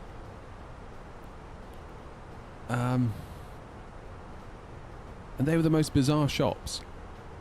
Like, they'd sell you like any size suitcase you wanted. They'll sell you a DSLR camera, all the lenses, all the kit, anything you could imagine for these cameras. And, you know, laptops, computers. And they were all on like the main tourist drags. Very strange. But they're like fairly certain they're like not good businesses, if you know what I mean. It's all like cash only, no refunds. I think probably preying on tourists, because my wife bought a camera in Heathrow Airport, like a little tiny digital camera.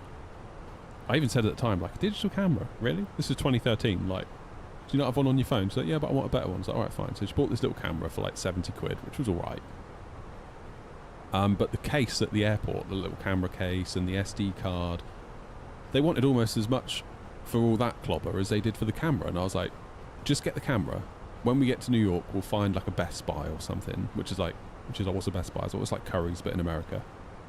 We'll probably get it all for like 20 bucks. And then, like absolute fools, we walked into this cameras, computers and luggage shop or whatever it was called, which there turned out to be loads of everywhere we went. We kept seeing more of them. And they were just such a bunch of rip-off merchants. You've got no idea. I walked in, right? I had my DSLR around my neck, which may or may not have been a smart move in New York, but loads of other people were doing it. So, and this guy was like, "Oh, what a beautiful camera! What a beautiful camera! Let me clean your lens for you." And like, you know, spray, wipe with a microfiber. I was like, oh, "Okay, cheers, man." And he goes, "Oh, you've got to get a lens protector." And he put a lens protector on, like screwed it on, without me asking. And he's like, "Oh, that's $40." I'm like, "I don't want that. Take it off." What do you mean you don't want it? It's like, I don't want it. Take it off. Like, you have no right to touch my camera. Like, take that crap off. And eventually he did. And he's like, "What do you want?" I was like, "Well, we're looking for a little case for this camera and an SD card." And he's like, $39.99 for the case, $39.99 for the SD card. I was like, "What, $80?" I was like, "You've got to be kidding me." And then he's like, "Yeah, but you don't understand." He goes, "You're in Manhattan. You don't get it." Because this isn't some pokey little shop in Queens. This is Manhattan. You're on 5th Avenue. That's why the price is what the price is. I was like, well, you can keep it then. I don't want it. I said to my wife, come on, let's get out of here. We turned our backs, walked out. He goes, all right, special deal. I'll do everything, $29.99. Right, okay, so you were willing to rip me off for like $50. I said, even that sounds too much, to be honest. I was like, you can forget it, pal. Like, good luck to you, but with respect, screw you. And we went into Best Buy and got everything for like $14.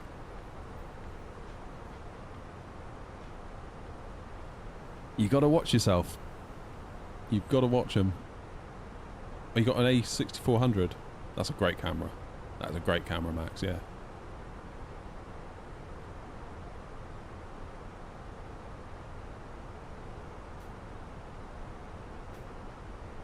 But you wonder, like, they must be making money. Like, imagine the rent on that shop. I mean, it was a big shop. It wasn't like a little cupboard shop. It was like a big old unit on 5th Avenue. Like, they've got to be making money just to afford the rent of that place. So people obviously do fall for it. Again, like tourists. Must just be tourists.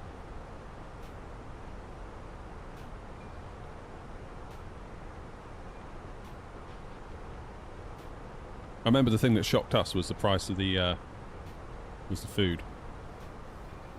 The food was very expensive, even back in 2013.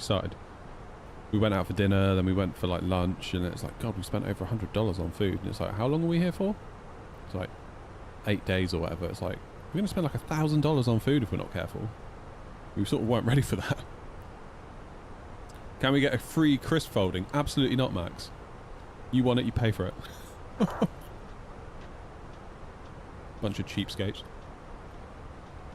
What I need to do is start doing the second leg through that thing.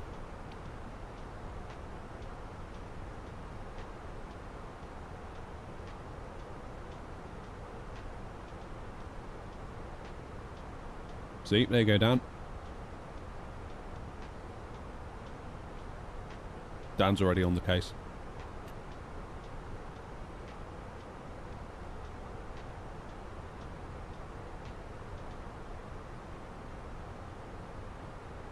Did I go to M&M store? I did. And I went to the Nintendo store. That I think was near the Rockefeller Center. Well, it's funny you say that, Deckers. We were in New York at a restaurant, and there was a family from Texas, and they were like, oh my goodness, it's expensive here. Like, what in the what? They couldn't believe it. They could not believe how expensive the food was. And yeah, like, we went to, well, we didn't go there by choice. We got delayed in Detroit coming home from Vegas because we changed planes in Detroit, and the plane we were getting onto was broken, so they put us into hotels. But we were very, very shocked, particularly as we'd just come out of San Francisco, just how cheap the food was in Detroit. Like, almost to the point of, why would you go to the supermarket and buy food when you can eat out at this price and not have to cook it, not have to clean up, just like literally eat somewhere and go home. It was so cheap.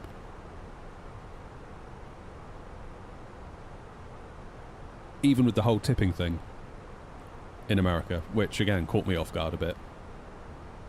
As a Brit, I still find that the whole tipping culture very strange. But it is what it is when in Rome. Why flying Delta from Detroit? Yeah, so it was a Delta plane, but our ticket was with KLM, I think. KLM Air France. But it was like serviced by Delta. So we landed on a Delta 737-900 ER into Detroit from Vegas.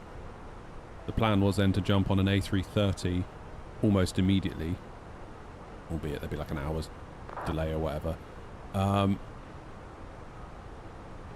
then fly back to Heathrow. And I could see the plane. We literally parked next to the one we were getting onto, which was super convenient. We could just literally walk off and walk back on. And then they were like, yeah, the air conditioners are broken and they're trying to fix it, so give us half an hour. And then half an hour went by and they were like, it's still not fixed, and now the plane just stinks of like aircon stuff. I guess it had leaked. So they were like, we can't fly you, so you're gonna have to go into hotels. And we came back the following day, and a 767 took us back.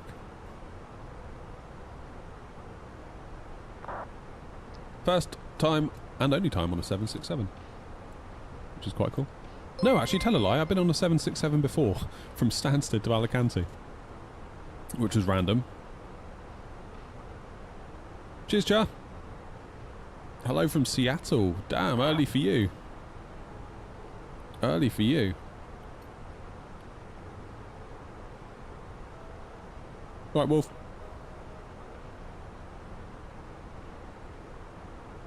$15 ago, my family really annoyed a Disney World tour guide in Florida by only giving her a 25% tip over $500. What? Oh, I don't know.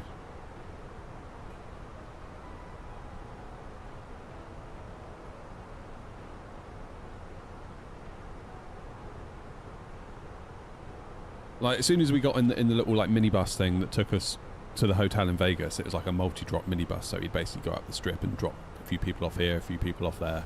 And of course we were last, being the stratosphere, because we were furthest up. But as soon as we got on, he was like, right, hands up, who's been to America before?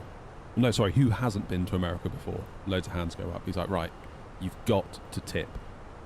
Like, you've got to tip. And everyone's like, really? He's like, yeah, you've got to. It's just the way it works. He goes, it's how we keep our prices so low. And foolishly, I said, well, they can't be low then if you've got to put a tip on top of it. He's like, yeah, never mind that. It's just how we do it. I was like, oh, whatever, okay, fine. Can't be bothered. I've just got off like an 11-hour flight. I can't be bothered to have an argument with you at this point. But we didn't have any dollars, actually. We got there and we're like, crap, we never changed any dollars. So I had to give him like some actual pounds. I was like, sorry, dude, I've only got pound coins on me. Like, here's like 6. That's all I've got. And he's like, oh, it's alright, I'll change it in the casino, but yeah. But even Detroit, with the tipping for the food, it was like, I don't know how I could ever spend all that money on food. Like, I can't eat that much. That's the vibe I got, Ryan. It's like, so the companies aren't paying you a proper wage and they're relying on me to top it up. Which sucks, doesn't it? It's like, what the hell? Would I recommend the Phoenix? Absolutely. Love it. It's my favourite aircraft by a country mile.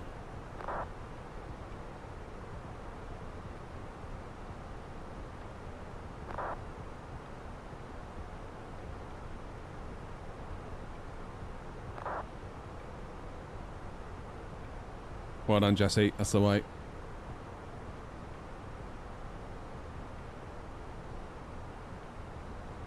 I remember in San Francisco they put it on by default and then asked for more,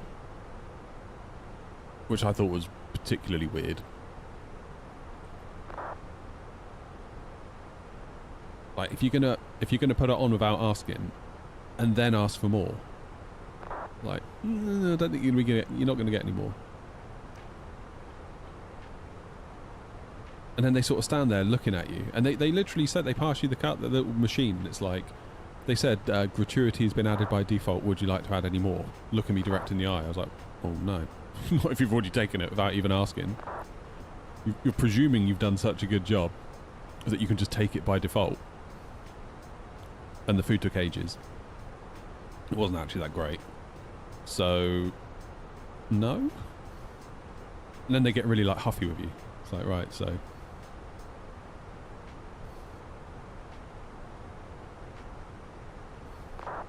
Yes, that's the other thing, isn't it, Tom? They wander off with your card. Like, you just give them your card, they wander off, they swipe it, and then they've just got your money. That's what really surprised me in New York, because I went to the Apple store on 5th Avenue, the one that's got the glass cube. I wanted to buy an adapter, like an SD card adapter for my iPad that goes in the Lightning port at the time. And I found the thing, I found a guy, I was like, hey man, can I buy this? He's like, yeah, sure. He had a little card machine on him, and he took my card and swiped it, and he goes, you're all set. And I was like, what? He's like, yeah, it's all done. I was like, no chip and pin? I was like, no, we don't really do that here. I was like, so you just literally swipe it? Like, no signature? No signature, just like, there you go, done. It's like, oh my god, like the potential for fraud. Like, you could You could have like put £3,000 into the card machine and then went "Huh," and swiped it. Probably not 3,000. That would have probably flagged up something, but you know what I mean. Wild.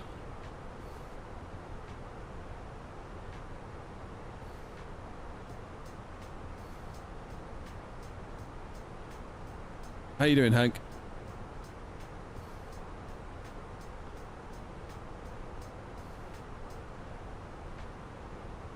What's my favourite upcoming payware scenery? What am I looking forward to the most? Oh, there's a question. I mean, Pirigi or Pyrig, however you're supposed to say it, they're doing Palma, aren't they? That could be quite cool. Although there is already quite a good freeware version for that. I'm trying to think now.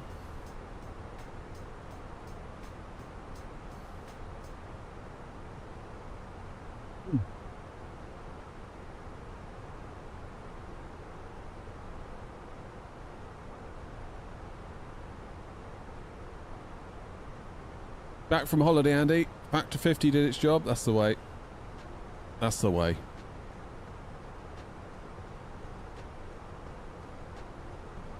But a while ago I did a video on long hauls. I did a long haul video, you're quite right. They are not my favourite thing to do. Let's put it that way. Like, this is long enough to be... This is like 2 hours, Prague to Bristol, and already I'm a bit like, oh, I hope we land soon, because I want something to do.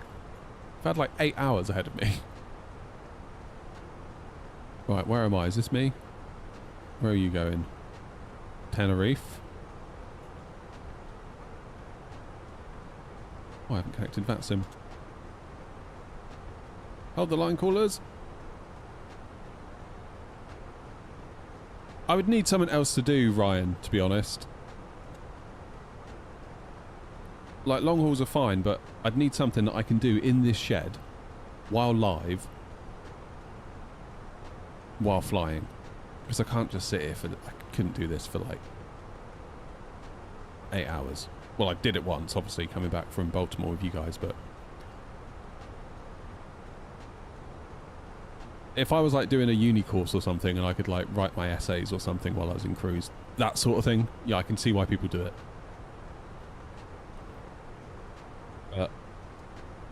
To do, like, a 10-hour stream where I'm sat here like, hi, guys, you know.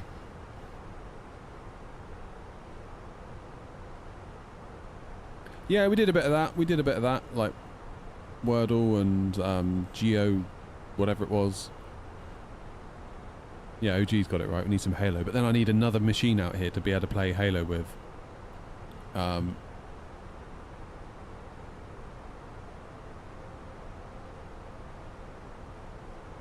Video on how to start a VATSIM is very useful. Oh, nice. I'm glad it helped. I'm really glad it helped.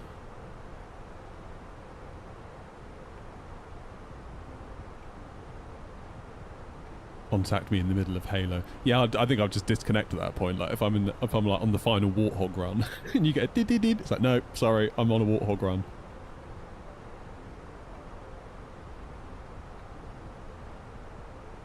What computer? I've got a 7900 XTX AMD graphics card because I was too stingy to buy a high VRAM NVIDIA card.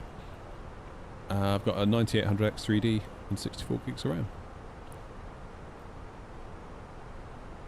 Could just go AFK. Yeah, but with like WASM crashes and stuff, I feel like if you're going to do a long haul, you should, especially if you're doing it on VATSIM and for a virtual airline particularly, I think there's an obligation on you to monitor the flight all the way through. Again, like people that go to bed don't really understand that. It's like you're just burning electricity. You're unconscious. So, like, yeah. I would much rather, as a VA owner, I would much rather see people use time acceleration. If you want to fly these routes, but you, obviously time is the factor, I would much rather see time acceleration used to break it up. Am I going to get the A220? Probably not. Probably not. Well, no plans at this time. Of course that may change, but no plans at this time. But yeah, Bluebird, I've got my eye on that one. That's basically why I'm saving my pennies for the Bluebird. I really hope Bluebird's good. I feel like it's taken so long that any small faults people might overreact to quite a lot. Because it's been a minute, hasn't it? I'm looking at it now, Ryan, actually, so I may be in touch regarding that. The Blender file they provided, though, has been a bit weird. I might need to beg for Joanna's help with that.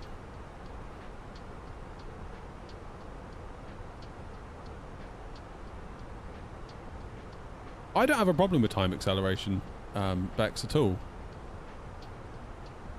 Like, I know some people are like, oh, it's cheating, and it's not right, and it's not real. It's like, well, neither's falling asleep. That's not real. That's basically cheating. You know? £50 a go, Andy. Just saying. You're like Comic-Con. They sit there and charge. Well, I only charge you, Andy, then everyone else is free.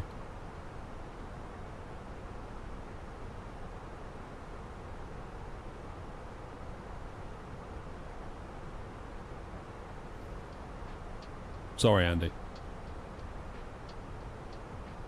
Alright, fine. I'll do it.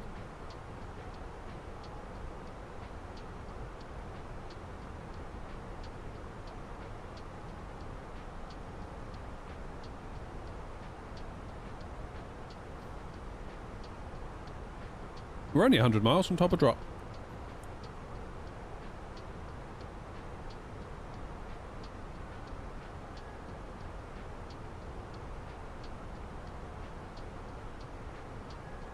It keeps telling me about unlinked textures, Joanna, and I don't understand what it's on about. Or like missing texture files. I'm like, well, I'm just using the file you gave me, so... I don't know.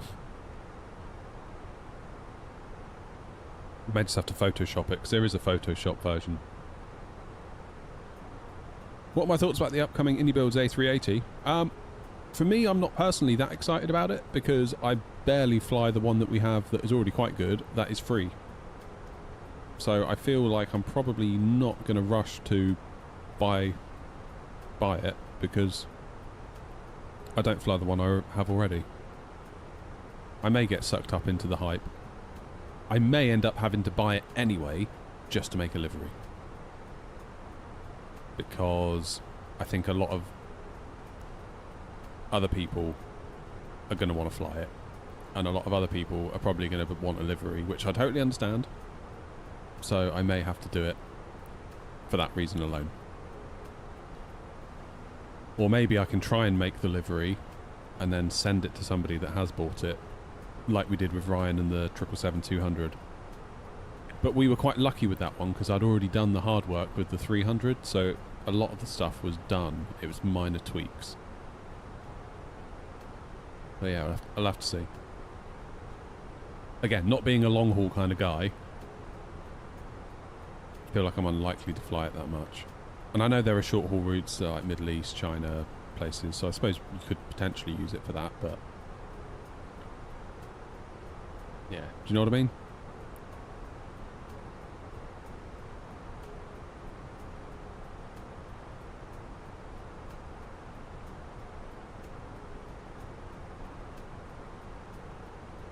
Yeah. The main thing, Ryan, when I build a livery, if you look at this one that I've got, right, oh, that's handy. The hardest bit is getting these lines that come off the tail to line up with the body, because the tail is a separate file. So I can sort the tail out, I can get these two stripes on with the word not on it, that's fine. The hard bit then is getting this bit that sort of wraps up to meet, because it doesn't always. And if you look closely, you can see that it's not always 100% perfect, like that little bit there at the end. Little tiny bit there that's not 100%, and that little bit there is not 100%. And you can go backwards and forwards for like 10 iterations getting that right. So if you imagine if I'm sending the livery to someone else, that could be a very long process.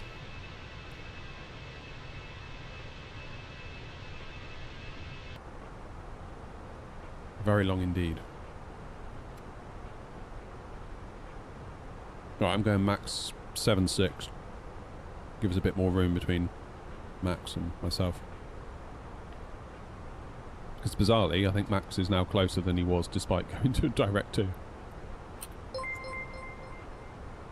The French, thank you.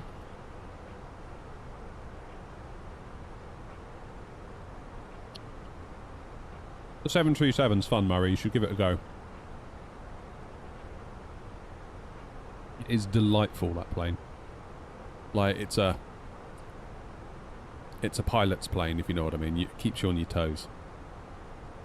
Don't get me wrong, I adore the Airbus. Adore it. Particularly the Phoenix. All this gear that we got. But I'm still a bit of a sucker for the 7.3.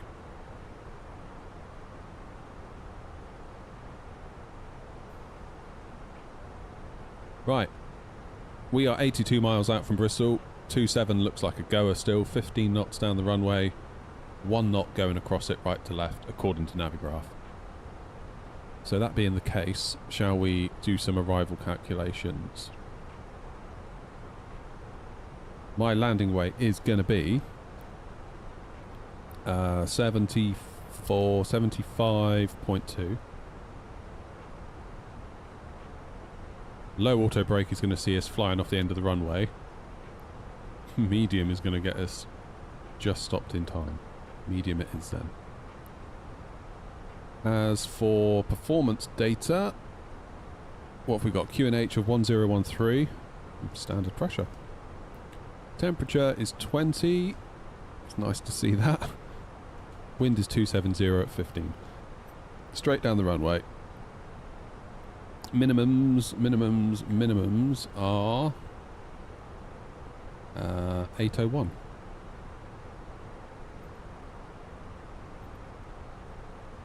That'll do. Do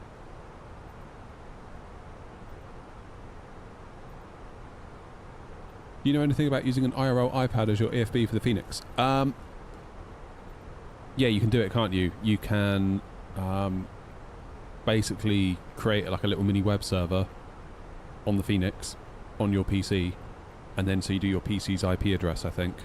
How do you do it? Settings. Is it? I don't know. Where do you go?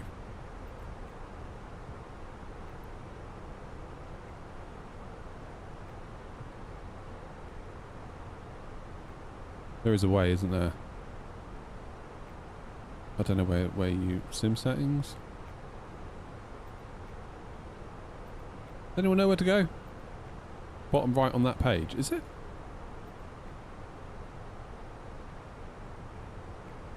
Oh yeah, use external device. There you go. There.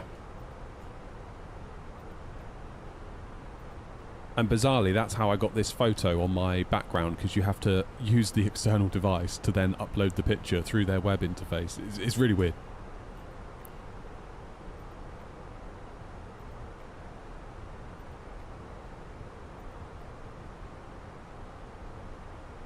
Right, we are over London. Well, not over London, we're over the UK. Just.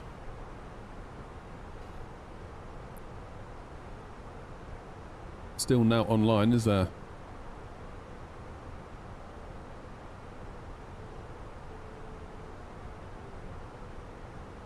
Grumpy's on final look. Ryan's not far behind. Let's get some miles between Max and myself. Oh, look, we've got some London North Centre. See that, do you?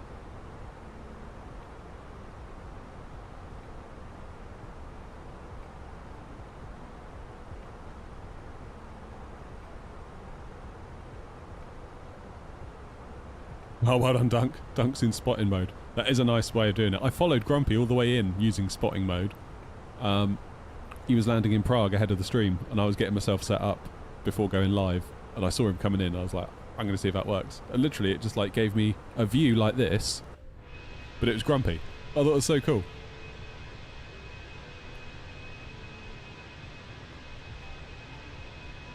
Yeah, I mean, you'd have to switch apps. I mean, you could use the chart stuff within the plane, of course. within the EFB that's built into the Phoenix. You could do that. Or you could do like... Could you do 50-50 split on the iPad? I don't know.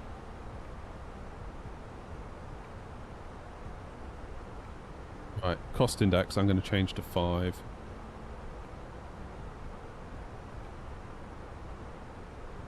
We are 42 miles from top of descent. How do you stop the view snapping to your own plane? Well, I just went into spotter mode. Just enabled it. Ready to go chase plane. Got the little spotter mode thing. Then you can select the traffic that you want to look at. So it says that Charlie's nearby, so I could look at him.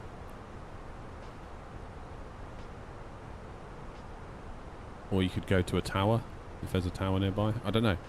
We'll have a little look at Bristol, shall we? I'm going to be the last one in though, aren't I? Oh, I don't know then, Dunk. I don't know. There is an auto spot, yeah.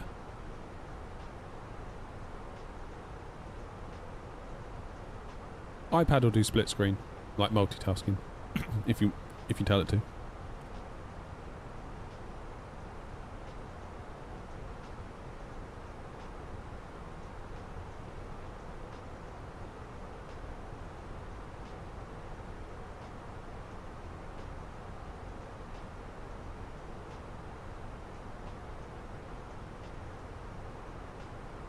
I feel like I need a little sim maintenance session after this stream, after I land. Lots of little jobs I want to do out here. I need to get my Tobii eye tracker working. I need to update the firmware on loads of my wind control stuff. I don't know whether to move. I don't know whether to move myself over. I feel like I might do it. But it's like I'm going to have to move so much stuff to make it work. It's going to be a right pain in the bum. Do I just stay here? Oh, I don't know what to do. I'm going to have to move my air conditioner. Ugh. I don't know.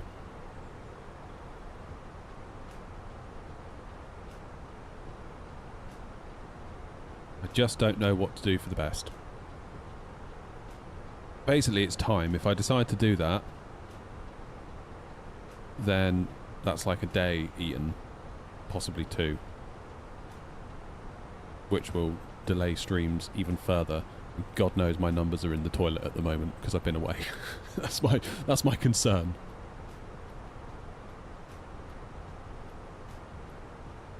Can't wait for September. It sounds terrible, but I can't wait for September because that's like everything will go back to normal.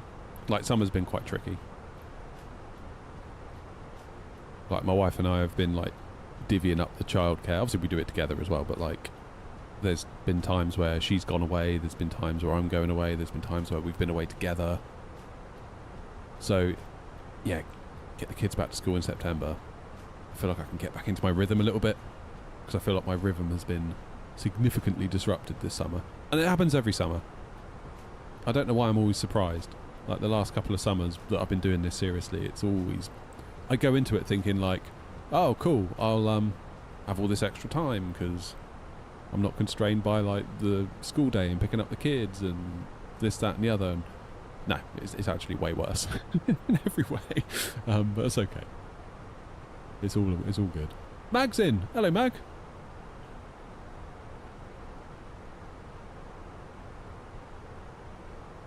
Just complaining. Mag, don't mind me.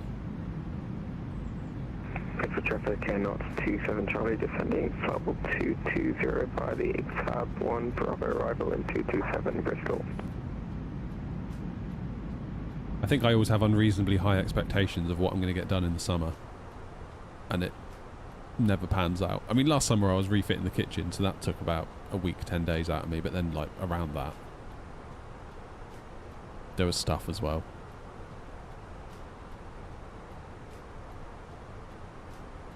Heathrow traffic, Fenix 7 Whiskey Golf. We're now on the base for the... I'm good, thank you, Mag. Left. We'll call you when we're established. Feels like the first day back at school this. I was away in Dublin last week, so I'm hoping that I remember how to fly.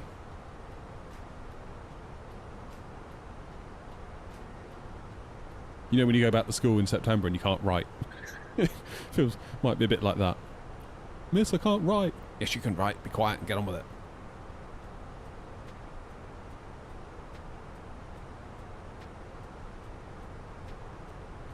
That was always such a shock, wasn't it, going back in September?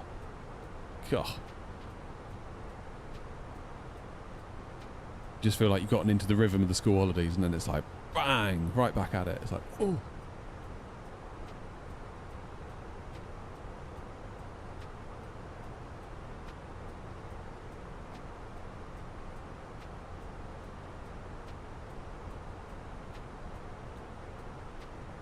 Oh, Vegas, that must have hurt. You're back at school already? It's a bit early, isn't it? Ether traffic, Fenix A321 Whiskey Golf, going 160 till 4, establish localizer, 50 miles an hour. And for the ILS, 27 left, Heathrow. Right.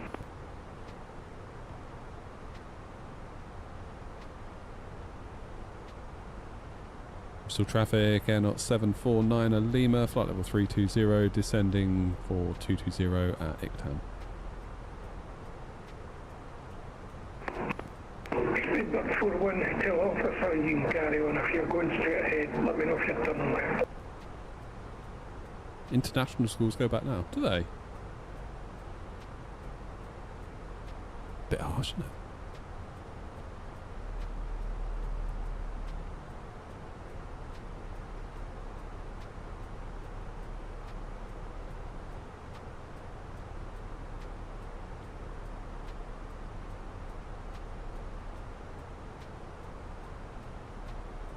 Oh, fair enough. What is an international school? I don't like... So you have to be at school somewhere.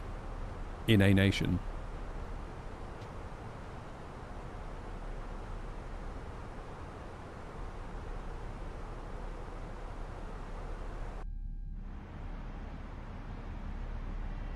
There's Hounslow International.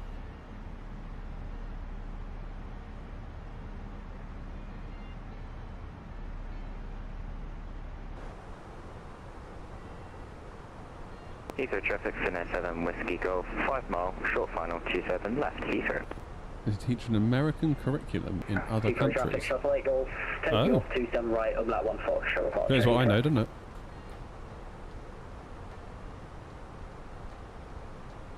Heathrow traffic, Bertrand 11 Bravo, start 335, pushing back to Heathrow traffic.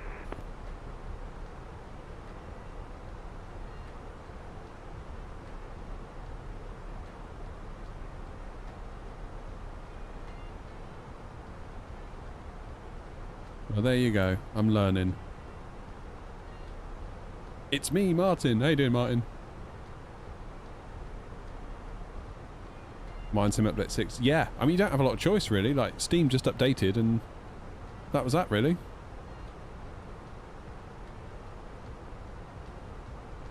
And you can't roll back if you don't like it. It's like you're just on sim update 6. Seems right, though. What are we getting frames-wise now? Keep in mind we are over London. We were getting 50, weren't we, over Germany at cruise. It's the main thread. Yeah. I think the main thing for me is the Pappies, the ILS alignment. That's going to be probably my favourite thing of Sim Update 6. Traffic, not 27 Charlie, inbound, Ictan, continue descent, level 70, Bristol traffic. Does the Fenix 321 bug at all? Heathrow traffic, Shuffle With 8 the Golf, PFD? Airborne now passing 1,506,000. My flight number, Air Knot, so X-Ray November Oscar 749 Lima. No, this is all default. You're the second person to ask about am I using third-party weather apps today, and this is just default. 8 gig of VRAM is painful, yeah. I was going to make a video about that because I've got a 3070 in my streaming PC, and I was going to whip it out and basically run Flight Sim 24 with it and see what you need to do to get away with an 8 gig card in Flight Sim 24. What resolution and what settings, basically.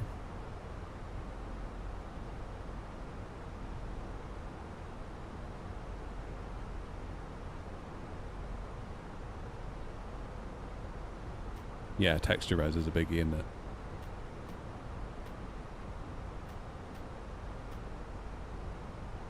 I haven't done that setting yet with the walk around mode, but now you mention it, I will, because I basically spawn into the sim and immediately press shift and C. But I don't want the walk around mode. Just don't want it. I don't get it at all.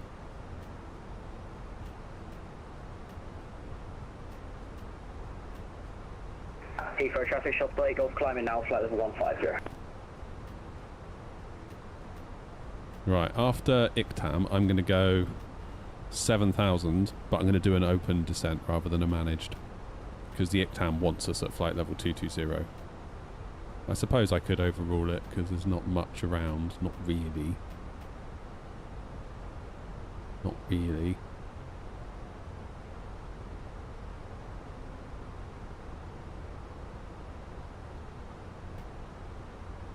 How you doing, planes?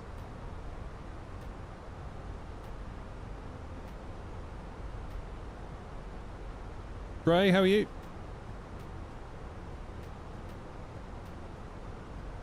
I was supposed to be working on the 8th when Bristol had a hole in the runway. So we flew to Dublin on the Sunday morning. And I was watching like TikTok and all these videos were coming out of people like just lying down in the corridors. Obviously nothing was happening, flights were delayed, cancelled, people everywhere. I was like, oh my god, we're flying tomorrow. Are we going to walk into that? But we got there and like queues out the door. But it seemed alright when we got there.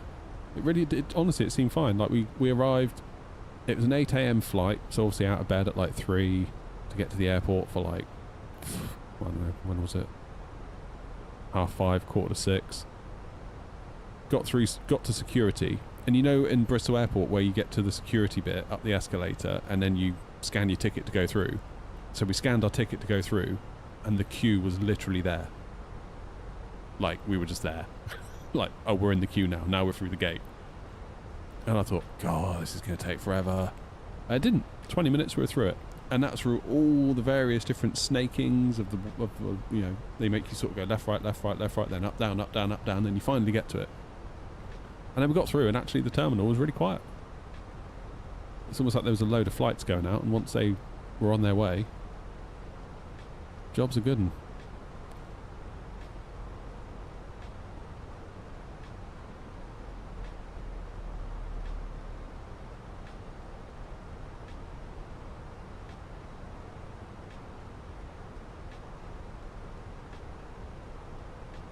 supposed to be flying the 738 from Bristol to Tenerife, and I walked straight through on Sunday, where 4 Jet 2 aircraft are doing the same flights.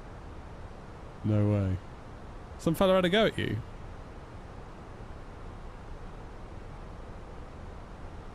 It's a bit harsh.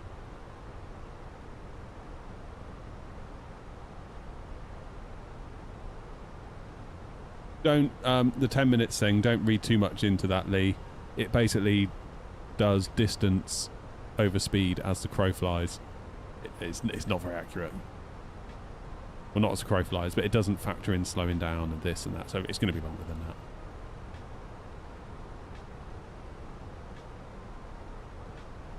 Yeah, I bet there's a lot of very stressed people at Bristol on the Saturday, but Sunday we sailed straight through. No delay on the flight, straight out of Bristol.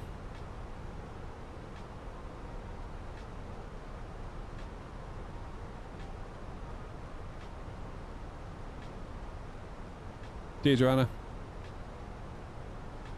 Cheers, Lee. Hope the cleaning goes well, mate. I need to get one of those robot vacuum cleaners. It's going to be the dream, isn't it? It's the dream right there. Brother-in-law's got one. He's like, honestly, it's life-changing. You've got to get one.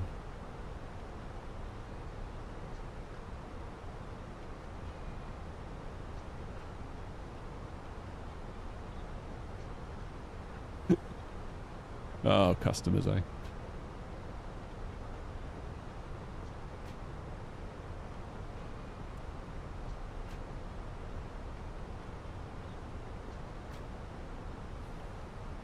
are you going? Bristol. Feel like we could have a little clash on our hands here.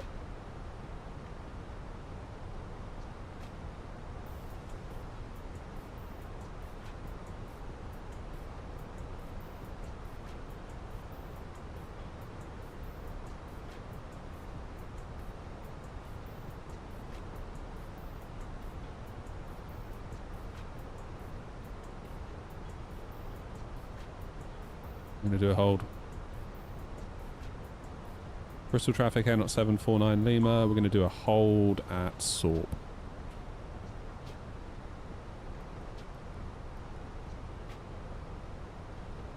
Let these two get ahead of me. Yeah, this is that 436. I was just about to do the same, actually. That's all good. You carry on. I've got a little bit of weight I could do with burning off anyway. You carry on. Yeah, no problem. Cheers, thank you. Right.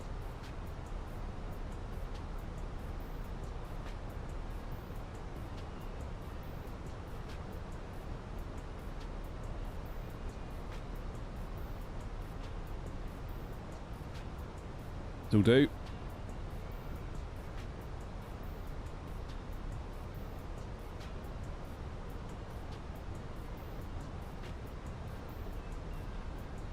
Bristol traffic Air 27 Charlie inbound. Pomax, continue to descend 3000. We're going to maintain high speed to keep the separation up, Bristol.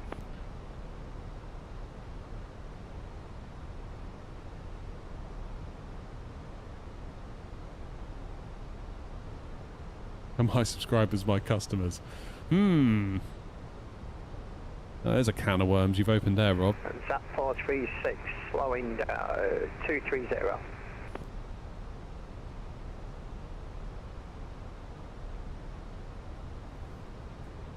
Channel members, I guess you could argue. And subscribers. I guess anyone that watches the video, or a stream, or hits a like button is contributing to the channel. So yeah, I guess you could say that.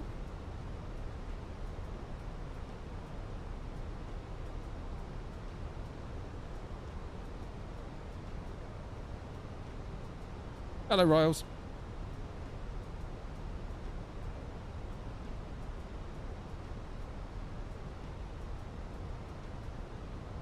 See, now look what you started, Robert.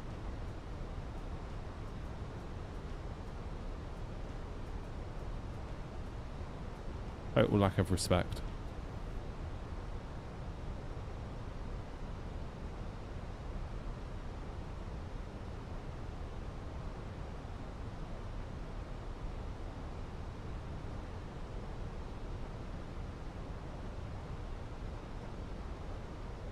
You're going to make him say it, Chanex. You're going to make him say it.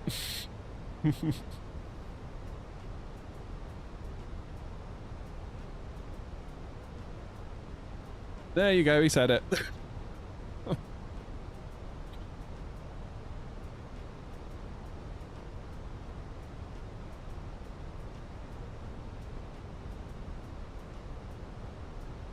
All good, Riles? You're more than welcome, mate. Is that 436, decreasing speed to 200.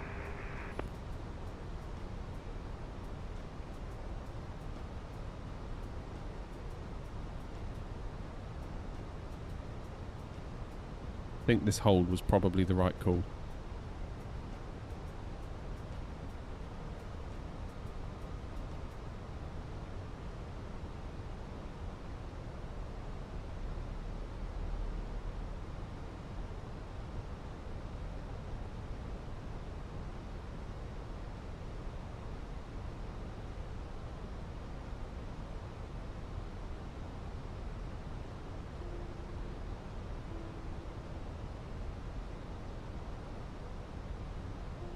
Bristol traffic, Air 749 Lima. We are exiting our hold at Sorp.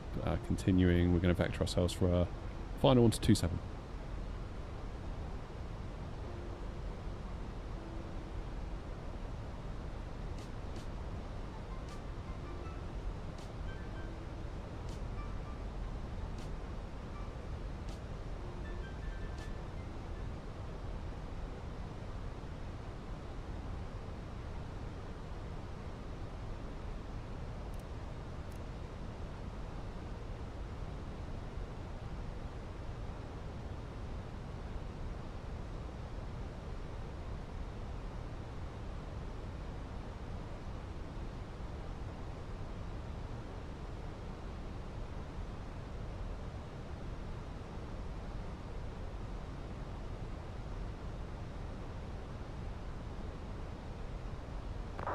Right, I'm just going to put a fix in.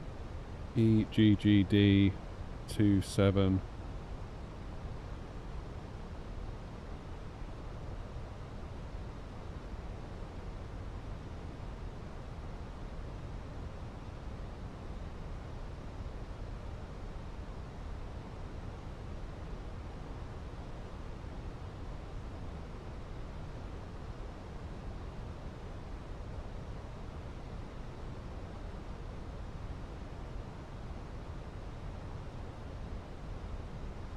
Right, I think my plan's going to be, after Pomax, I'm going to vector pretty much to get a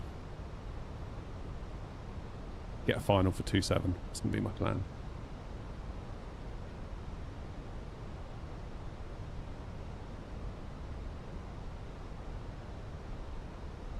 Are you going to get the wind control overhead when it comes out? Yeah, probably. Like I say, I feel weirdly conflicted about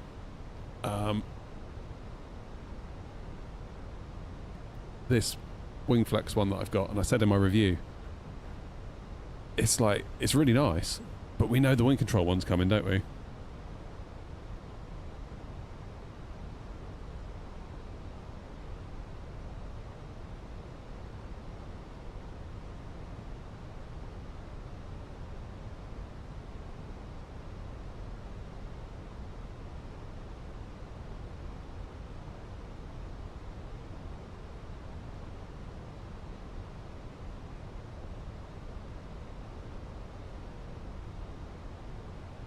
Right, landing system on. How far out are we?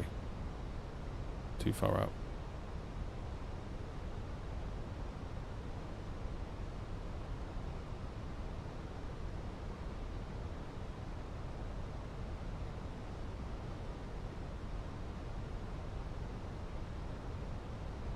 Bristol traffic, Air Knot 749 Lima. After Pomax, we're going to vector for a final onto 27. Bristol traffic.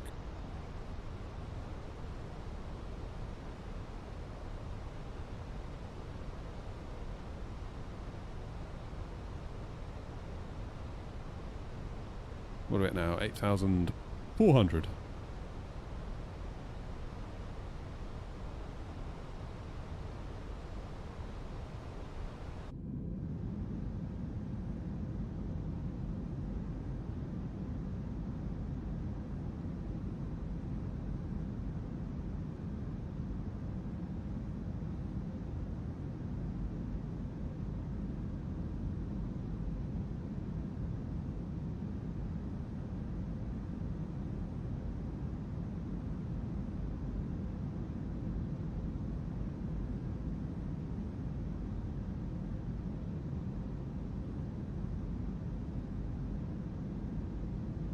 Get ourselves down to 2,500 then, shall we?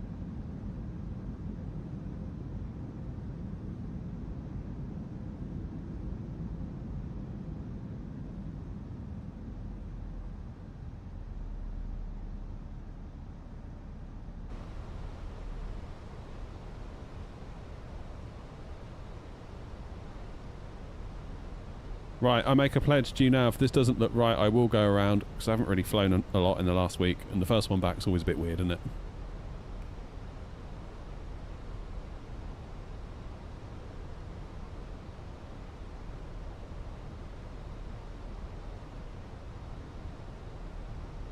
Bristol traffic, Air Knot 749er Lima, flying heading 240 to intercept the ILS, runway 27.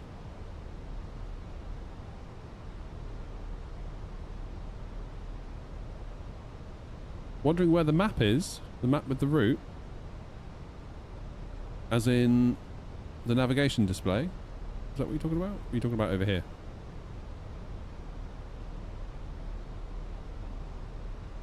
Careful, Philip.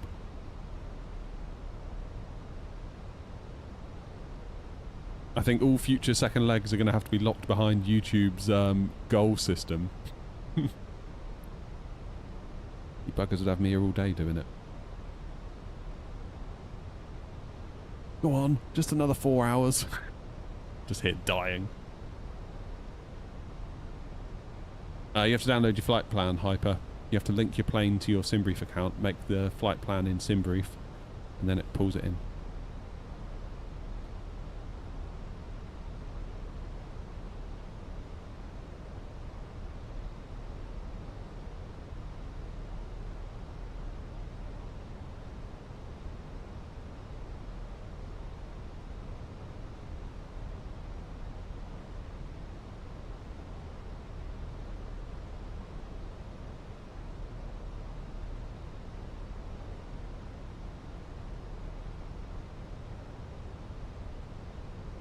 The radio voice, yeah, you're struggling to understand the comms. So what you could do is you could turn off the VHF effects to make it sound less scratchy. It would just sound like you're on a Discord call. That might help. Just sim brief. We need a sim brief hyper. Just get a free account. They'll probably try and upsell you to buy the Navigraph Pro sub, but you don't need to do that. Let's get our speed under control, shall we? 220.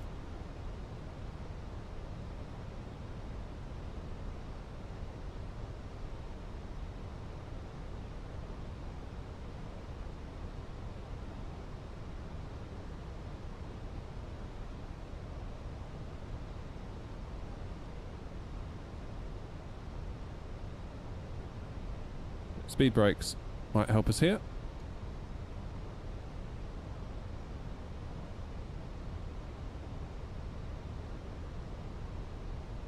Get flaps 1.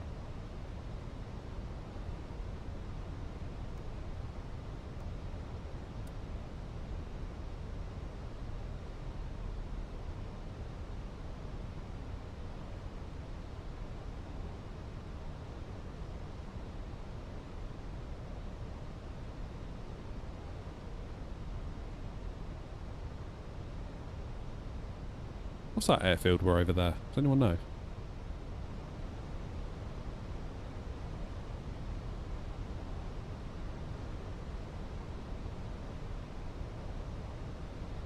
This is not on PS5, I'm on PC. I do think it's very cool though that the PS5 is now a thing. We like that. We do. Let's get ourselves down to 200 knots.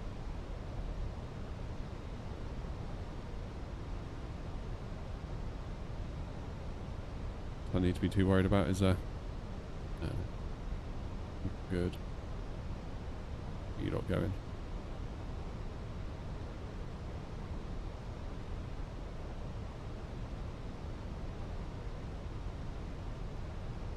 The approach.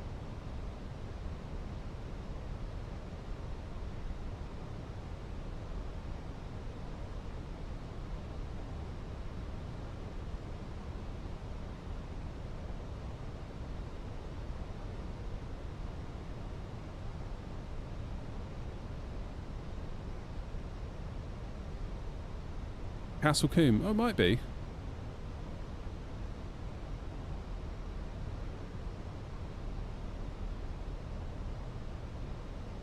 Is that 436 clear of runway 27?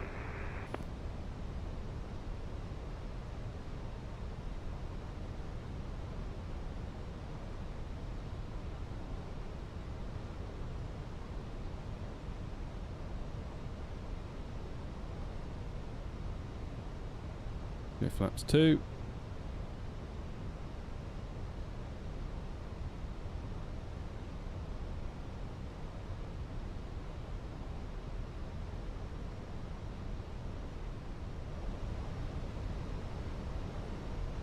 Fingers and toes crossed for this one, guys, because it might be a bit rough.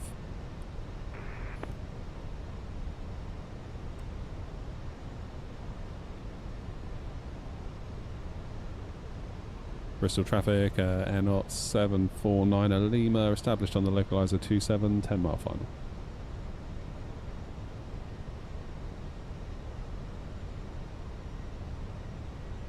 Okay, let's go 160.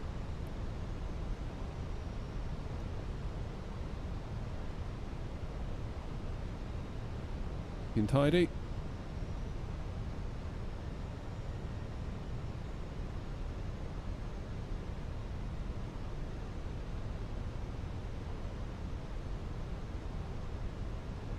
We'll just wait to establish on the glide.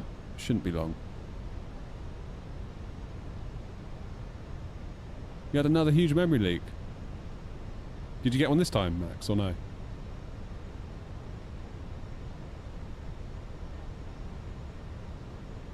Is that runway? There it is.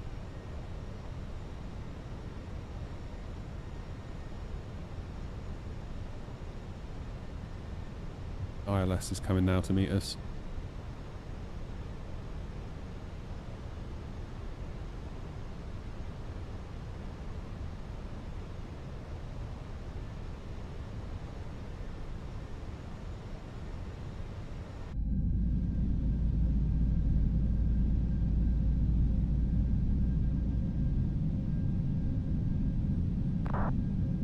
Okay, flaps full.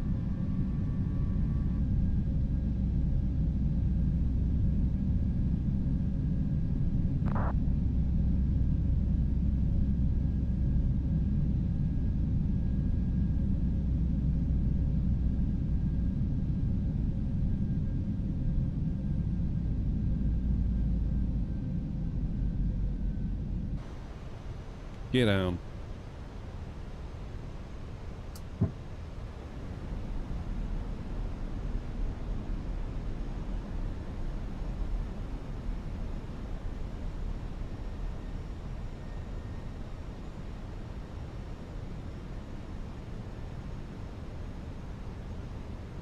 Bristol traffic in up to 7 Charlie with a PIREP. I believe there was some low-level wind shear on final, just for information, Bristol.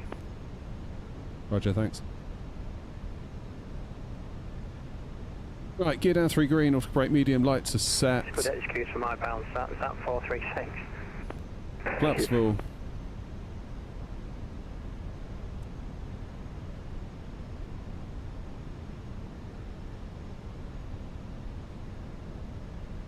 Now, Bristol 27 runs uphill, doesn't it? And we're in a 321. I think we need to flare a little bit earlier in the 321, nearer to 30 than we do 20. Particularly as we're running uphill. Although we do have a reasonable amount of wind coming up the runway at us, so we'll see.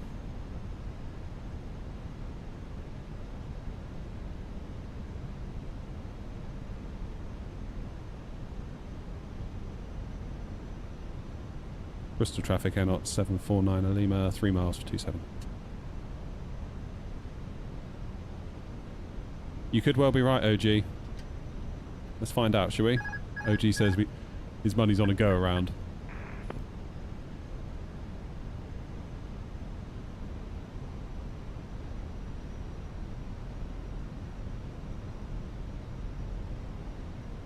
My TV says it's going to turn off in 5 minutes. If I don't touch the remote.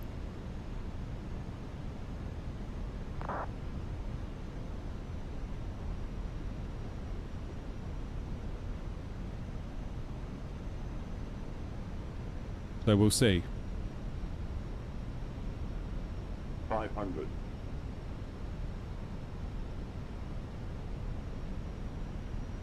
100 above.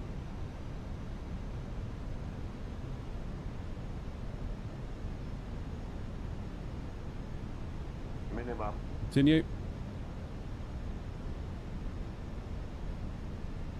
100.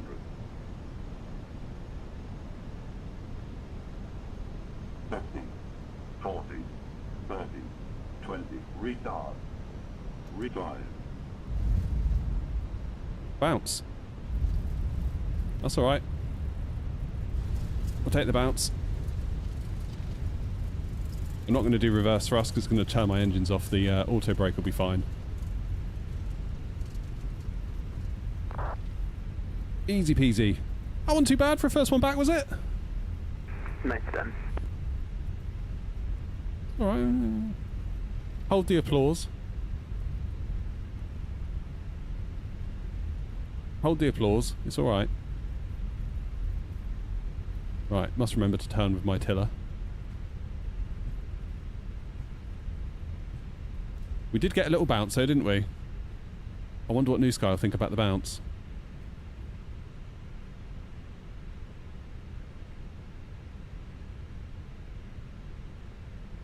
Alrighty. All things considered, I was quite happy with that. That felt quite controlled all the way down. I don't know if SoFly are doing their own pappies on 2.7 or whether the Sim Update 6 was doing that, but they felt pretty nice all the way down, didn't they?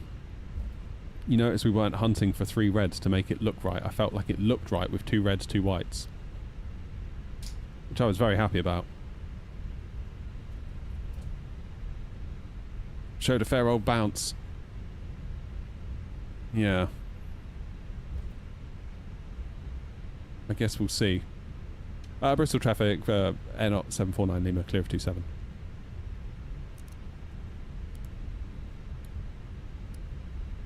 Start that APU. No weather mods, just I'm going to go stand 2. Bristol traffic, M.749 Lima, taxiing to stand 2.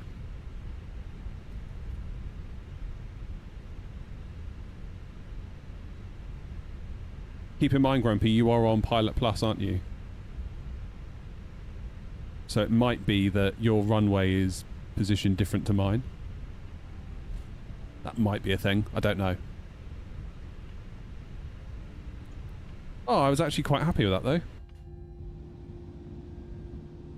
Let's clean the wing up. Quite happy with that. Hey, hello, Annie. And on the A321.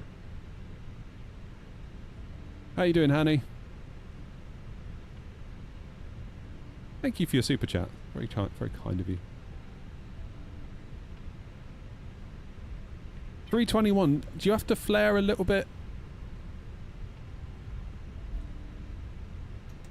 Bit sooner in a 321, owing to the increased weight and length of the aircraft?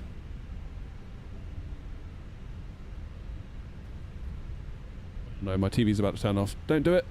Stupid energy saver mode. Use all the energy, please. Thank you. I really hate that remote on the TV as well. It's almost like... Do you remember the Nintendo Wii? The little remote thing? It's like one of them. It's like, I don't need my TV remote to do that, please. I really don't need that.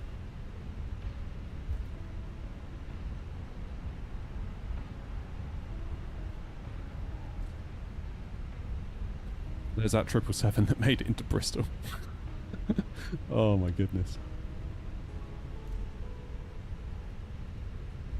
Can it technically do it? Like, I know you don't see 777s out of Bristol, but... Does the wind control stuff carry over to the 321? Yeah. Basically, if you're in the Fenix 19, 20, 21, it's all the same. It's all the same.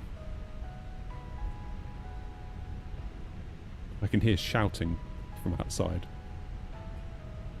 I think my kids are either A, falling out, or B, having a water fight. And or falling out at the same time.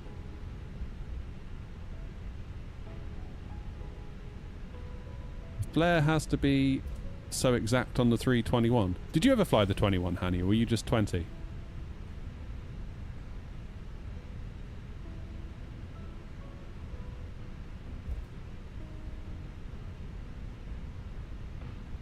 You did fly the 21? Really? And you have to do it at the same time as the 20 or a little bit sooner? You did 330? I didn't know you did 330.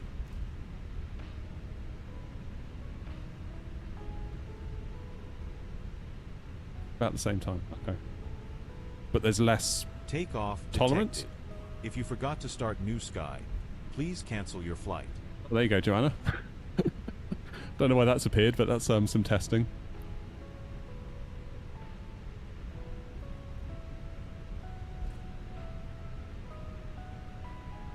Turn the taxi light off. Use my fancy tiller to steer us in.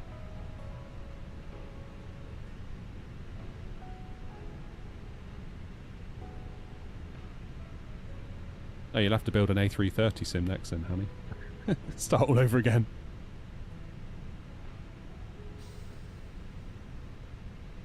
Presumably you needed a separate type rating for the 330.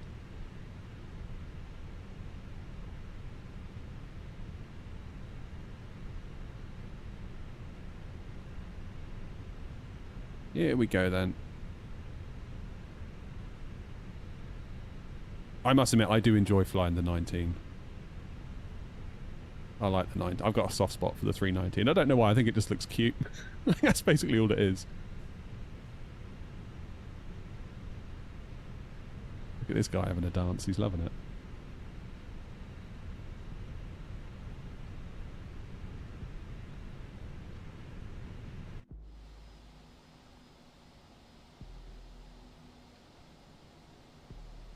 Come on, creep forward on your own steam. You need a little bit of throttle, aren't you? We are a little bit heavy compared to what we're used to. Oh. The less said about that, the better. That is because that pilot is on the old Bristol scenery from Pilot Plus, and we're on the SoFly one. That's what it is. There we go, we made it. Right, the question is, what does New Sky think? Because we did have a little bounce, didn't we? We did have a little bounce. CPU. Okay, engines off. Beacon off.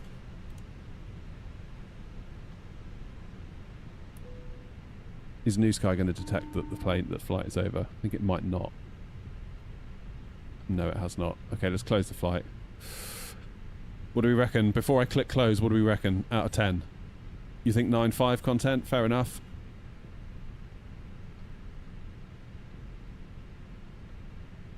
I'm daring to think maybe a 10?